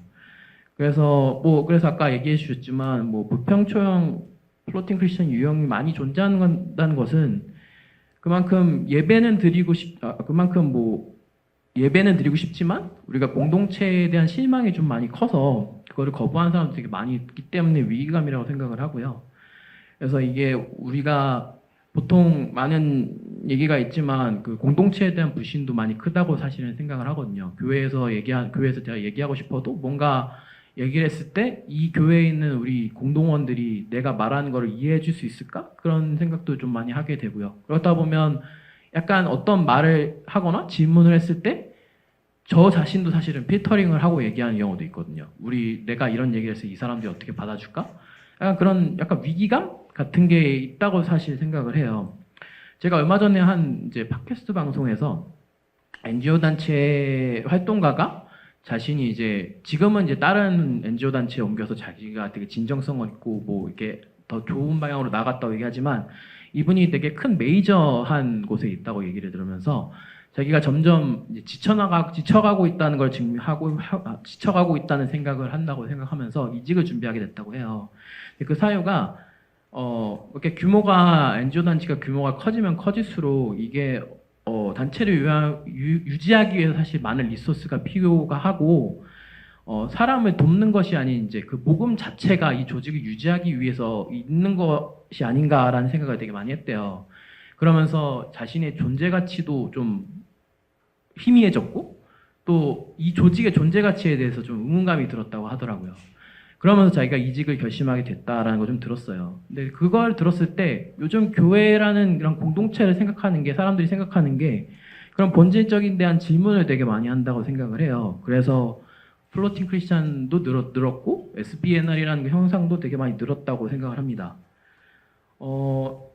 이 포럼 준비하면서 사실은 제가 생각하는 부분도 있고 사람들은 어떻게 생각하는지 되게 궁금해서 여러 유튜브나 뭐 구글 검색들을 찾아보면서 왜 사람들은 교회를 떠날까에 대한 그런 질문들을 되게 많이 찾아봤어요. 근데 사실 그 질문들 그런 것들이 사실은 크게 변한 건 없는 것 같아요. 그래서 그것들을 뭐 요약을 한 게 제가 이 글에도 적어놨지만 뭐 헌신과 열정만을 강요하는 뭐 사역자, 뭐 당연시되는 봉사, 그리고 그 안에서 피로감, 그리고 또 다른 한 가지는 아까 조금 얘기하신 부분도 있겠지만 우리가 설교를 듣지만 우리 현실이 되게 괴리감이 있는 것도 분명히 존재를 하고 있고요. 그리고 뭐 가버넌스 문제이긴 하겠지만 보통 교회에서 일방적인 소통이 보통 목회자를 통해서 내려오고 그걸 보통 지키는 방식으로 되게 되고 있어서 그것도 문제라고 생각하고 있고 사회는 되게 많이 변화를 했지만 교회는 또 많이 변하지 않았다는 것도 되게 많이 있었어요. 그리고 교회 배타성을 이제 배타성 때문에 교회 떠났던 사람도 있고 그래서 사실은 이게 오늘 내일의 사실 얘기는 아니라고 저는 생각을 해요. 그래서 단지 예전에는 이런 얘기를 말로 꺼내지 않았고 질문하지 않았지만 이제 온라인 예배를 드리고 교회에 모이지 못하는 시간이 많아지면서 과연 교회의 본질은 무엇인가 하는 그 사람들의 양이 늘어났다고 사실 생각을 하거든요. 그래서 가나안 교인도 늘어가고 있고 또 그게 더 위기감으로 다가오는 것 같습니다. 청년 세대 고민을 조금 더 얘기를 다음엔 해볼까 하는데 저희도 이제 개혁연대와 또 여러 개혁연대도 이 청년위원회 안에서 이제 한국교회 트렌드 책이나 아니면 뭐 기사연의 기독청년 인식조사 같은 거를 나누면서 우리가 어떤 고민을 해야 될지 좀 시간을 나누는 시간이 있었어요. 그래서 저희가 그것을 나누면서 들었던 것은 교회가 이제 고령화되고 사회도 고령화되면서 청년의 그 존재가 20대에 그치는 게 아니라 3040으로 많이 영역이 확대됐고요. 그리고 이들이 사실은 3040 20대에 사실은 예전에는 모든 게 다 끝나고 뭐 결혼도 하고 직장 갖는 시기가 20대였다면 지금은 사실 그 영역 그게 30대 초반부터 시작한다고 저는 생각을 하고요.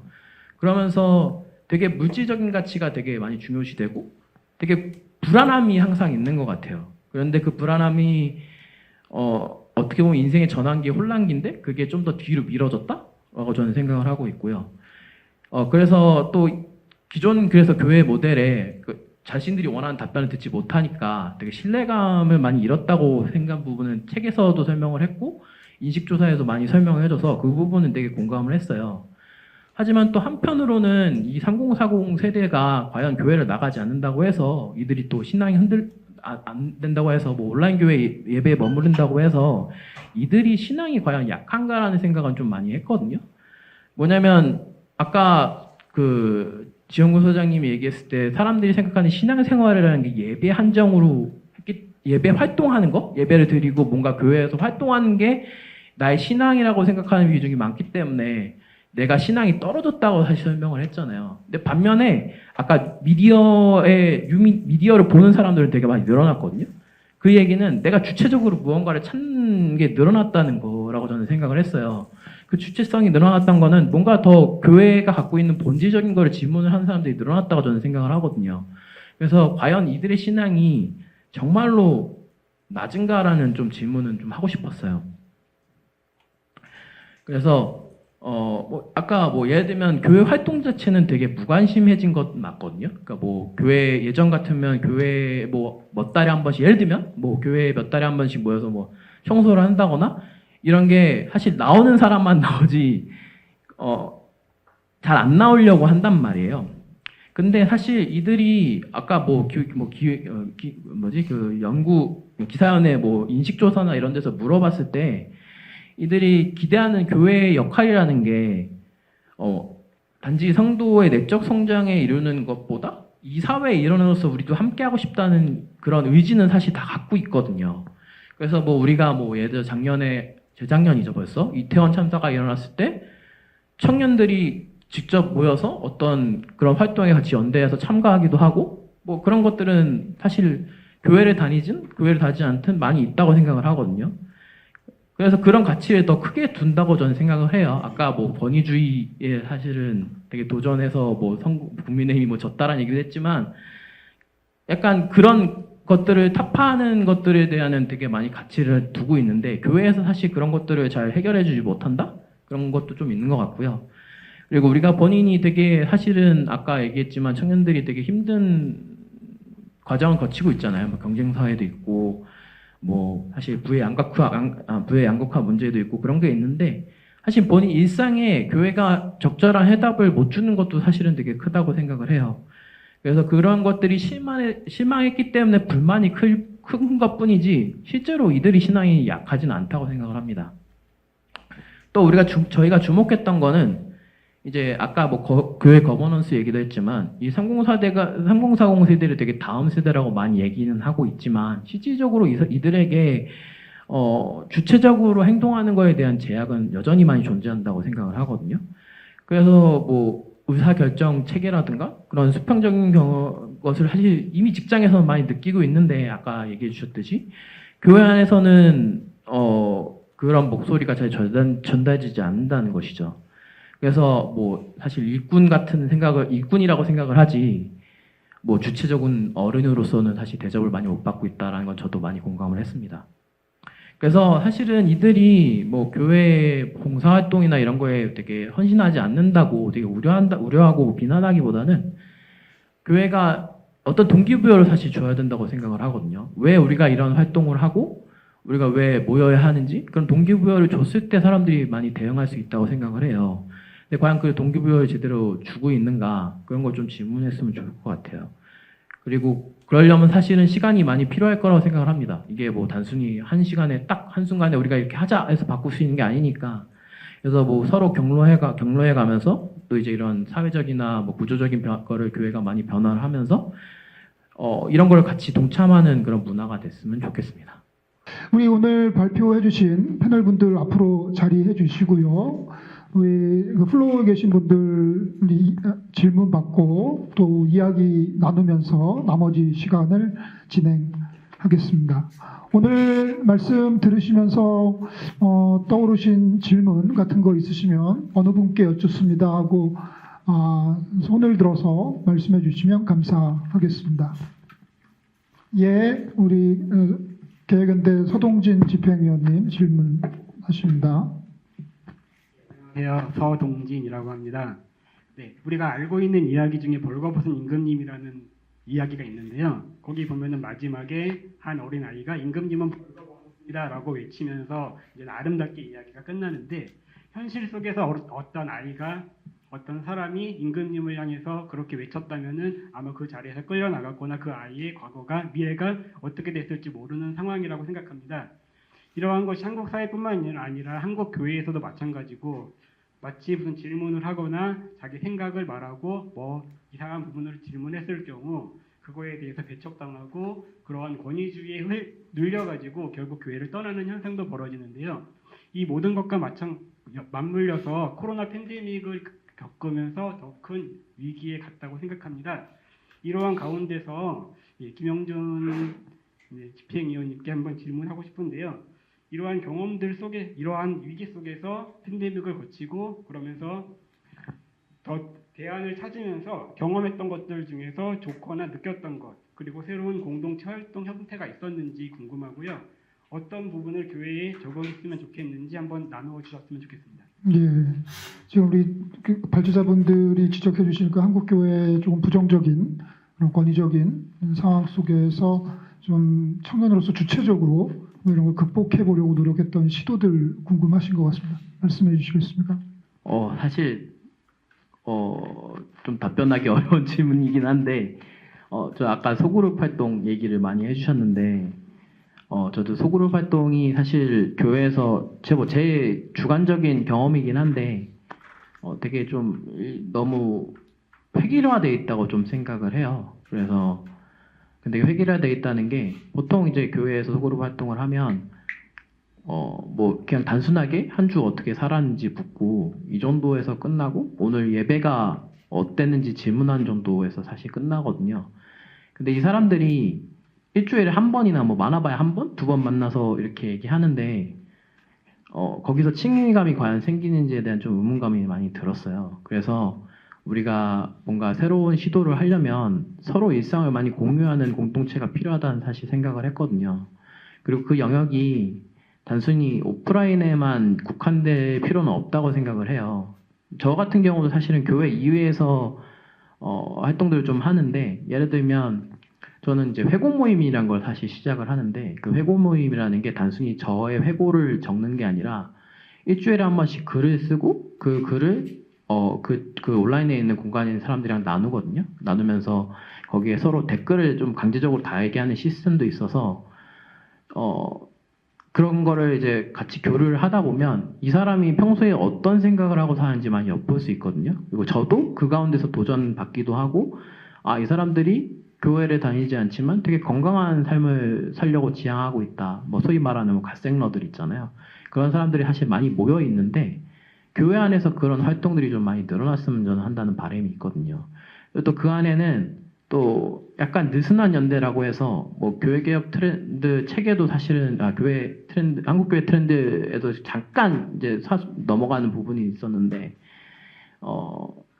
되게 부정기적이지만 느슨한 연대를 하는 활동들이 되게 많아요. 예를 들면 뭐 단적인 얘기로 그 안에 그 뭐 회고 모임 안에 또 네트워킹 방이라는 게 사실 있어서 뭐 하고 싶은 것들을 올려요. 뭐 예를 들면 뭐 챗GPT를 같이 연구하는 모임, 혹은 뭐 같이 어디 클라이밍을 하러 가자는 모임, 뭐 이런 모임들이 자잘한 모임들이 있거든요. 소위 번개방처럼 그런 것들을 교회도 같이 할 수 있는 무언가가 있을 때 서로 교류하면서 연대할 수 있다고 생각을 하거든요. 근데 거기에는 사실 책임감이 좀 많이 옅어요. 근데 교회에서 말하는 보통 그런 봉사활동이나 그런 모임들은 사실 책임감을 되게 많이 따르게 하거든요. 근데 그런 피로감을 좀 줄이려면 그렇게 좀 책임감이 좀 덜한 활동들이 좀 필요하지 않은가라는 좀 생각이 들었습니다. 네.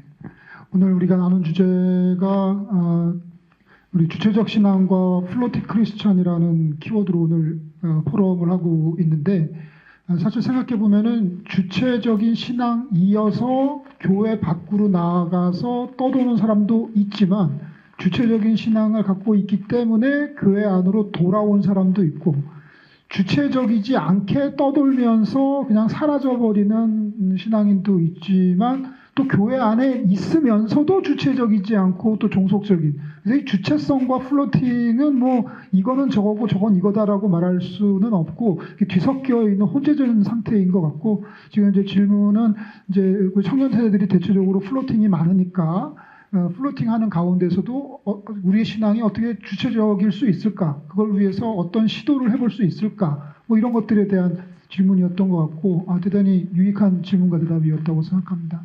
우리 발제자님께도 좀 질문 부탁드리고요. 우리 다른 분도 질문 받겠습니다.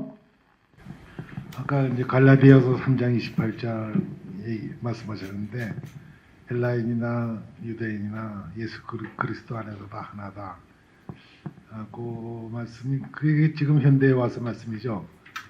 불교인이나 이슬람교나 예수 그리스도 안에서 다 하나다. 저는 그런 생각입니다. 거기 동의하십니까? 거기도? 그 그리스도 안에서 하나다 라는 그 말에는 이제 그리스도라고 하는 게 이제 포함되어 있기는 한데 그 그리스도의 의미가 지금 우리가 기독교에서 얘기하고 있는 그런 어떤 그 유일하신 구원자이신 예수 그리스도 안에서 하나냐라는 거는 해석의 차이가 이제 있습니다. 저는 개인적으로는 그 구원관에서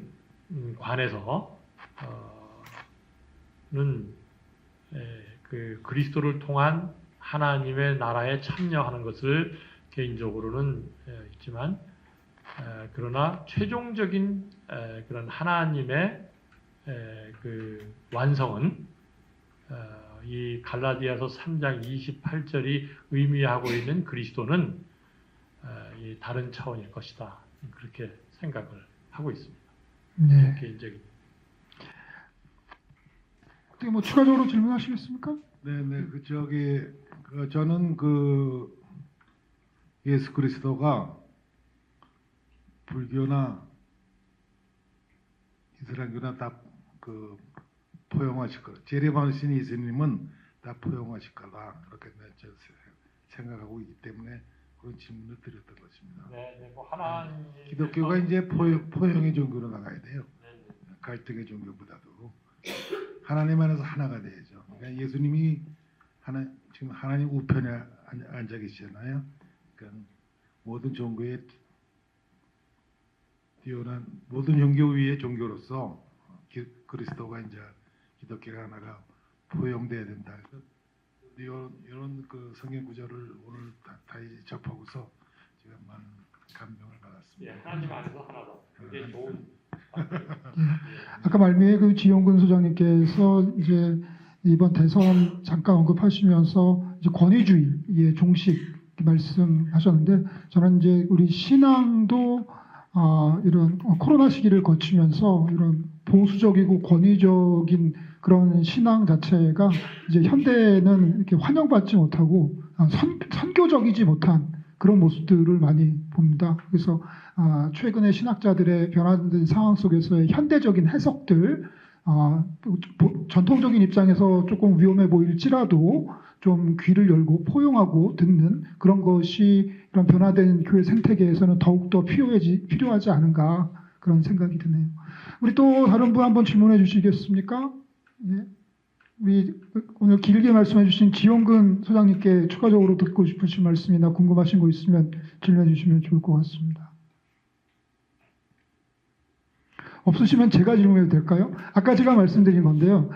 신앙의 주체성과 플로팅, 즉 교회 밖 그리스도인이냐 교회 안 그리스도인이냐 제가 그 네 가지 패러다임으로 방금 말씀드렸는데 주체적이면서 플로팅일 수 있고 종속적이면서 플로팅이 아니라 교회 안에 있을 수도 있고 제가 어떻게 말씀드렸죠? 그러니까 이게 네 가지로 플로팅이냐 아니냐 주체적이냐 아니냐에 따라서 이 네 가지 이 사각형 안에 담길 수 있을 것 같은데 우리 대표님께서 감지하시기로는 어떤 현상이 더 많은지요? 네, 그래도 신앙적인 플로팅은 자기가 의사결정을 해서 우리 교회 어떤 목사님 이외에 다른 유명 설교가의 그 설교를 듣는다든지 뭐 예배를 드린다든지 아니면 기독교 컨텐츠를 본다든지 뭐 이런 현상이니까 이건 신앙의 주체적인 현상으로 봐야 되지 않을까요?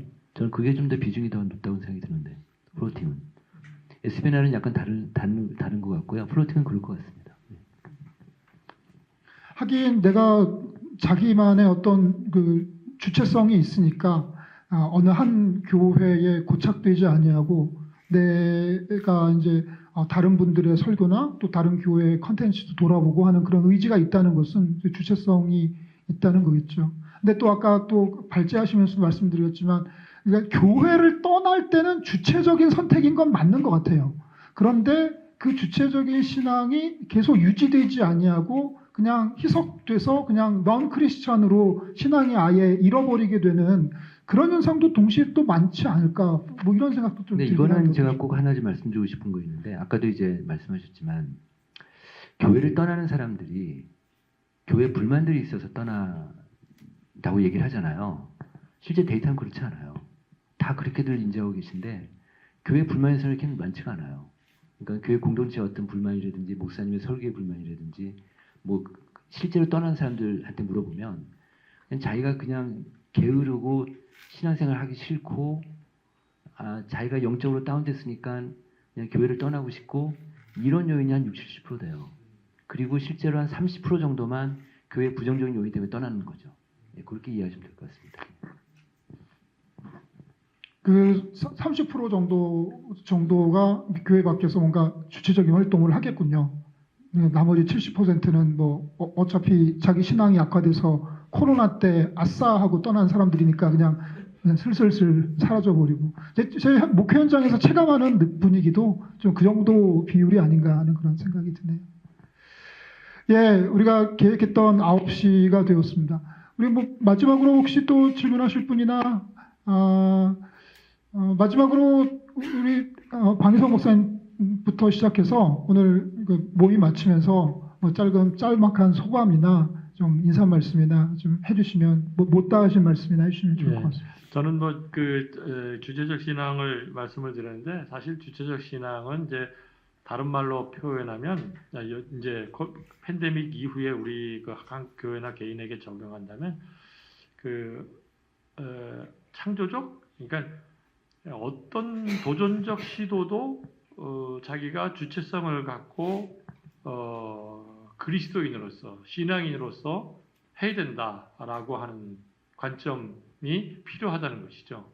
그러니까 뭐 우리가 그동안 전통적으로 배웠던 신학적 지식 또는 교회의 제도 또는 목회자의 설교 뭐 이런 것을 뛰어넘어서 아까 얘기한 하나님을 좀 새롭게 경험하고 이 시대에 새로운 교회 운동 또는 신앙 운동 또는 그런 그 사회의 그리스도인으로서의 살아가는 그런 운동을 창조적으로 할 수 있는 그런 신앙이 주체적 신앙이다.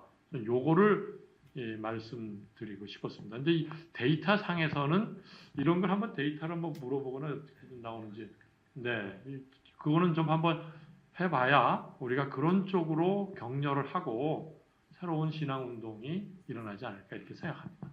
예, 아까 지영구 선생님 강의 초반에 제안해 주신 것처럼 교회 안 또는 교회 밖에 스스로 그리스도인이라고 자임하는 사람들에게 당신의 신앙은 주체적입니까? 라고 물어보는 것도 대단히 도전적이고 그 결과로 세상을 조금 변화시킬 수 있는 그런 시도가 아닐까 합니다. 한번 집행위원회와 사무국에서 한번 머리를 모아보도록 하겠습니다. 네, 우리가 그 주체적 신앙을 한번 좀 분석을 해보고 그걸 잘 정리를 좀 해서 그 각각에 대해서 한번 좀 어느 정도 사람들이 속해 있는지 좀 측정을 해볼 필요는 있겠어요. 네. 소장님 마지막 말씀 네, 좀 해주시죠. 아까 박 목사님이 이제 그 말씀하실 때 한국 교회 사회적 신뢰도가 떨어졌잖아요. 코로나 이후에 한 10% 이상 이렇게 뚝 떨어졌는데, 네, 그 이유가 그러니까 우리 근데 일반 국민들이 교회를 신뢰하지 않는단 말이에요. 그럼 뭘 통해서 그 교회를 평가하냐면 과거에는 목사님이 높았어요. 근데 지금은 교인들이 더 높아요. 지금은 자기 주변의 교인들이 그리스도답지 않은 거예요. 네, 이런 것들이 이제 이 사람들 누적적으로 이렇게 그 인식이 되다 보니까 교회를 신뢰하지 못하는 거란 말이에요. 그 얘기 뭐냐면 신앙이 수평적인 신앙이 있고 수직적인 신앙이 있다고 하면 세상 사람도 수직적인 신앙은 관심이 없어요. 그럴 거 아니에요? 수평적인 신앙에 그걸 보니까 그들의 눈에 올 때는 크리스찬들 수평적인 신앙에 별로 잘 못하는 거야, 말하자면. 근데 이제 이거를 그 개혁연대가 이제 계속 지적하시면서 하신 거란 말이에요, 말하자면.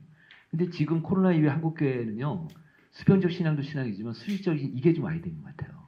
데이터는 그래요. 네, 그러니까 교회 개혁 연대가 저는 이 수직적 신앙도 좀 건드리면 어떤가. 이것도 굉장히 큰 개혁이라는 생각이 들어서 이게 지금 이게 너무 떨어지니까 그러다 보니까 다 이탈되고 막 그 신앙이 어떤 그걸 못 잡아내고 있고 막 이런 것에서 좀 그런 좀 안타까움이 좀 있습니다. 그래서 그런 것도 좀 생각을 좀 해보시고 좀 뭐 그런 생각 좀 해봤고요. 어쨌든 그 오늘 제가 그냥 아까 그냥 생각나서 말씀드렸지만 개혁연대가 한국교회 어느 중심적인 역할 못하더라도 어떤 주변적으로 분명히 개혁연대가 우리를 백업해주고 있구나 또는 우리를 바로잡게 하는 그런 기관이구나 그런 주체구나라는 것을 인지시키려면 좀 데이터가 좀 필요하겠다. 그리고 그 데이터를 갖고 그 전략적으로 좀 접근하시면 참 좋겠다 이런 생각이 들었습니다. 예, 좋은 제안 감사드립니다. 그리고 마지막으로 우리 김영준 집행위원님 한 말씀 부탁드립니다. 뭐라고 얘기할지 모르겠는데, 저는 사실 이제 이 포럼 준비하면서 좀 사실 생각이 든 거는, 사실 어떤 현상을 보고 이 현상의 해석을 하는 거는 사실 쉬웠다고 생각을 하는데, 항상 어려움을 느끼는 건 사실 대안을 만드는 거라고 사실 생각을 하거든요. 대안을 만드는 게 거기에 일단 또 이제 고민거리를 던질 수 있지만 좀 그런 게 어렵다는 생각이 좀 많이 들었습니다. 그래서 아까 수평적인 생활 얘기하셨는데 좀 그런 거에 많이 우리가 고민했으면 좋겠습니다. 감사합니다. 늦은 시간까지 자리에 함께 해주신 여러분 감사드립니다. 광고 드리면 다음 주 이 시간, 정확히 말하면 다음 주, 그러니까 며칠이죠? 20날, 6월 20날 목요일 저녁 7시 오늘과 동일하게 이 자리에서 그날은 제가 아니라 다른 공동대표께서 사회를 보시고 우리 백종국 교수님 그리고 류지성 교수님 아까 우리 진영근 소장님이 짤막하게 교회 거버넌스 말씀 언급해 주셨는데 그날은 거기를 아주 깊게 한번 들어가 보려고 합니다. 그 민주적 교회 운영에 대한 것이죠. 그리고 우리 또 청년 집행위원과 함께 오늘과 비슷한 구도로 한 번 더 대화 나누도록 하겠습니다. 늦은 시간까지 자리 지켜주신 여러분 감사합니다. 네, 감사합니다.